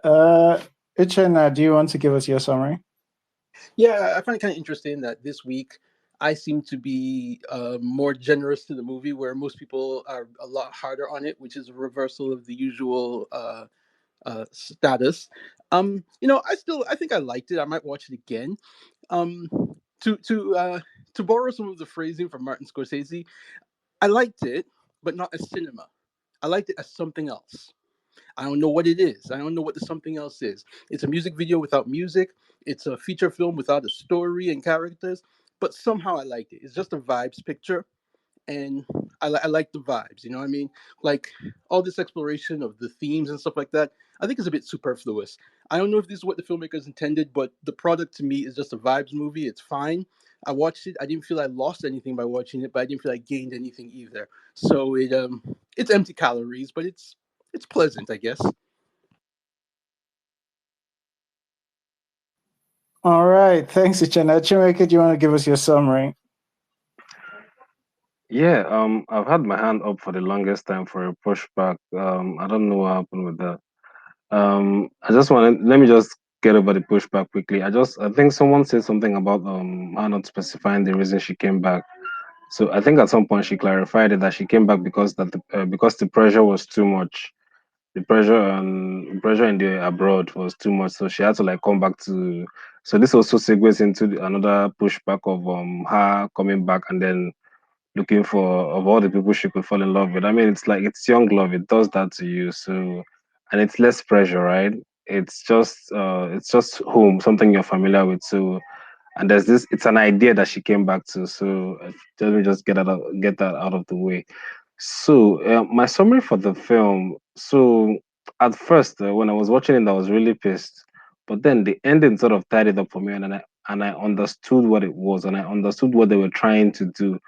So it made me, just like Uchenna said, I didn't really feel like I lost anything. I also didn't feel like I gained anything in particular, but it was just, oh, okay, oh, this is what they were trying to do. So I had that moment I had that feeling at the end. So I'll probably watch it again because it contains a lot of, I think it's a very resourceful film. It has a lot of top-notch visual references that I could get inspiration from. It has a lot of interesting story techniques, like the thing with the flashbacks, its use of colors, the way it shot black skin, the compositions. It has a lot of interesting things for me that I could come back to and watch it for. And yeah, I also sort of liked what it was trying to do. Like I think I sort of I just understood what what the whole concept was. So that's why, I mean, I'm not mad about it. It was, I would recommend it to, I think it's a very resourceful thing to filmmakers. It's a very resourceful, I don't know if I should call it a film. I'm not sure exactly what to call it, but yeah, I'll probably watch it again just for all those things that I've mentioned. Yeah. Thank you. Right. Chinweke, your thing is weird. It doesn't throughout that whole thing. You just showed that you're on mute, so Elon is not letting me see any updated version of what you have. So that's probably why you got missed in terms of the hand thing. Anyway, but you done your pushback and messed up our section. Thanks. Rotimi, do you want to give us your summary? Yeah, it's a great. Water Garri is a great visual palette. It's a great great to look at visually. I think it's great for Tiwa.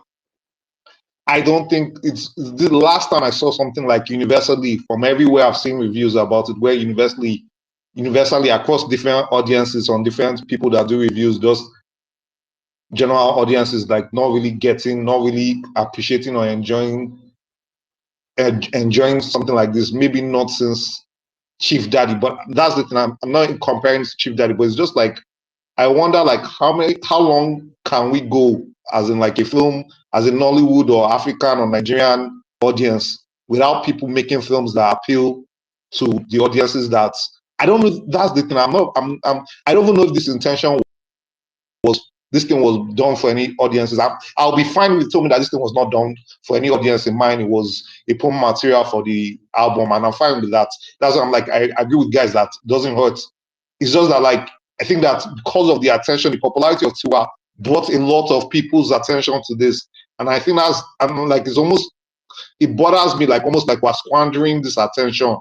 Like if this movie was awesome and everybody loved it, it would have gone wild. Like it would have gone wild because there were a lot of people that had attention on this, but it seems universally everybody's like this story does not really appeal to them, and it bothers me sometimes like opportunities for people to showcase Nigerian stories feels like it's going to get limited, more and more limited, without us delivering movies on stories that everybody's like, wow, this is good for us. That's the only thing. But it's great visually. I will not. The visuals are awesome. Okay. All right. Thanks, Rotimi. Can we stick to the summary of Water Garri, please? Oinko, please, what is your summary for Water Garri? All right. Uh, uh, I This movie is a vibes movie. It looks very pretty, and if you're looking for pretty in something that thinks it is much deeper than than it actually is, sure, watch it. It's nice.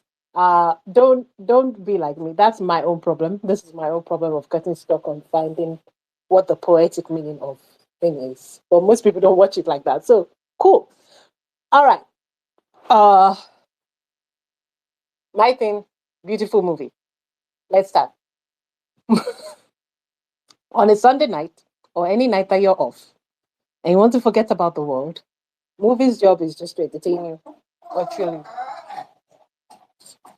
So, and you can put it on, give it 30 minutes. If it entertains you, if you're okay with watching it, go ahead.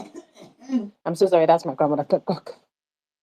She's okay, don't worry. Go ahead, watch it. If it doesn't, there are millions and millions of movies all over the world and TV shows. Change it, watch it. The decision is up to you. That's it. All right. Thanks, Oinko. Elizabeth, do you want to give us your summary? Yeah, so my summary goes thus. If you are the sort of person who enjoys visuals, this is a very pretty film to look at. It has, some of the rawness in skin tone, like City of God. It has the colors from Andrew Dosumu. Yeah. So it's very pretty to watch. After that, don't come here for acting, no. Don't come here for story. Don't come here for anything. In fact, you will not like yourself, and you come on Twitter and you come and accuse me that I said you should watch it. I did not. Bye. All right. Thanks, Elizabeth. Halima says her summary is God will help us in Nigeria. We will not remain like this forever. God bless Nigeria. God bless Ghana. God bless East Side. And all of you involved in this film will pay for your crimes. All right. Okay. All right. Alana is Alana here? Alana is not here. Wayne, do you want to give us your summary? Yes, sir. My summary is just a little before summary. For people saying that the film is it's like a music video, Tiwa said did not go to jobs, she like paying gigs, and that she went to acting school to do this film. So the way this thing was sold to me, it was a film. That being said, this is not a film. So if you just want to watch beautiful people on screen, you can do that. I would actually watch this again just because I want to like watch it again just to experience like like the shots. I just want to rewatch the shots because the shots actually look nice. And I've been trying to learn how to light for dark tones. You don't get a lot of videos online on how to light for dark tones, so and color. So I would watch this again, but just for that. But if it's like story, nah, never mind. Okay. Non-critic, do you want to give us your summary? So there's a meme that summarizes this film perfectly, and I believe Vanessa said it before. It's just great gowns, beautiful gowns. If you have nothing to do for like an hour or so, and you just want to watch something that looks pretty, then you should watch this. But if you if you're looking for substance, just leave this film alone. That's it. All right. Thanks. Thank you. And Edwin, do you want to give us your summary? I think Uchenna said it best. Empty calories. It's sweet, but doesn't do anything. Empty calories. All right. Mrs. C. Yeah, it was very empty. I wouldn't recommend it. Sorry. Oh, okay. So a short one. Yeah, I'm not. So I think it's worth saying that when I say that like some are nice shots, I actually mean for Nollywood, right? Because I think I watched something like Zone of Interest, which I thought was really great. Really great cinematography, really great framing, and all of that. And I like the story, okay, but like the cinematography is so great that it elevates what I think, and it was the intention and all of that. But it's not. This is not like one of the greatest cinematography of all time. It's not actually that. It's not actually impressive outside of Nollywood.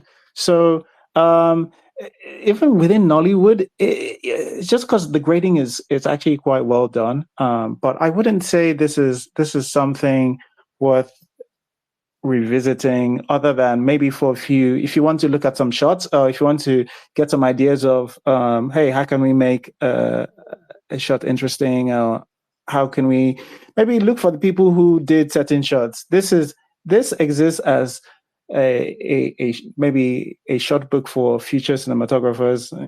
Just come back and go, oh, interesting thing, and maybe find people who did the grading for this. That's what I'm saying, because like there is absolutely there's nothing else in here to really chew on. But yeah, that's Water Garri done. Thank you everybody for joining us today. Tomorrow around lunchtime, I'll be having a discussion with someone. I just need to figure out the time. It's going to be around lunchtime.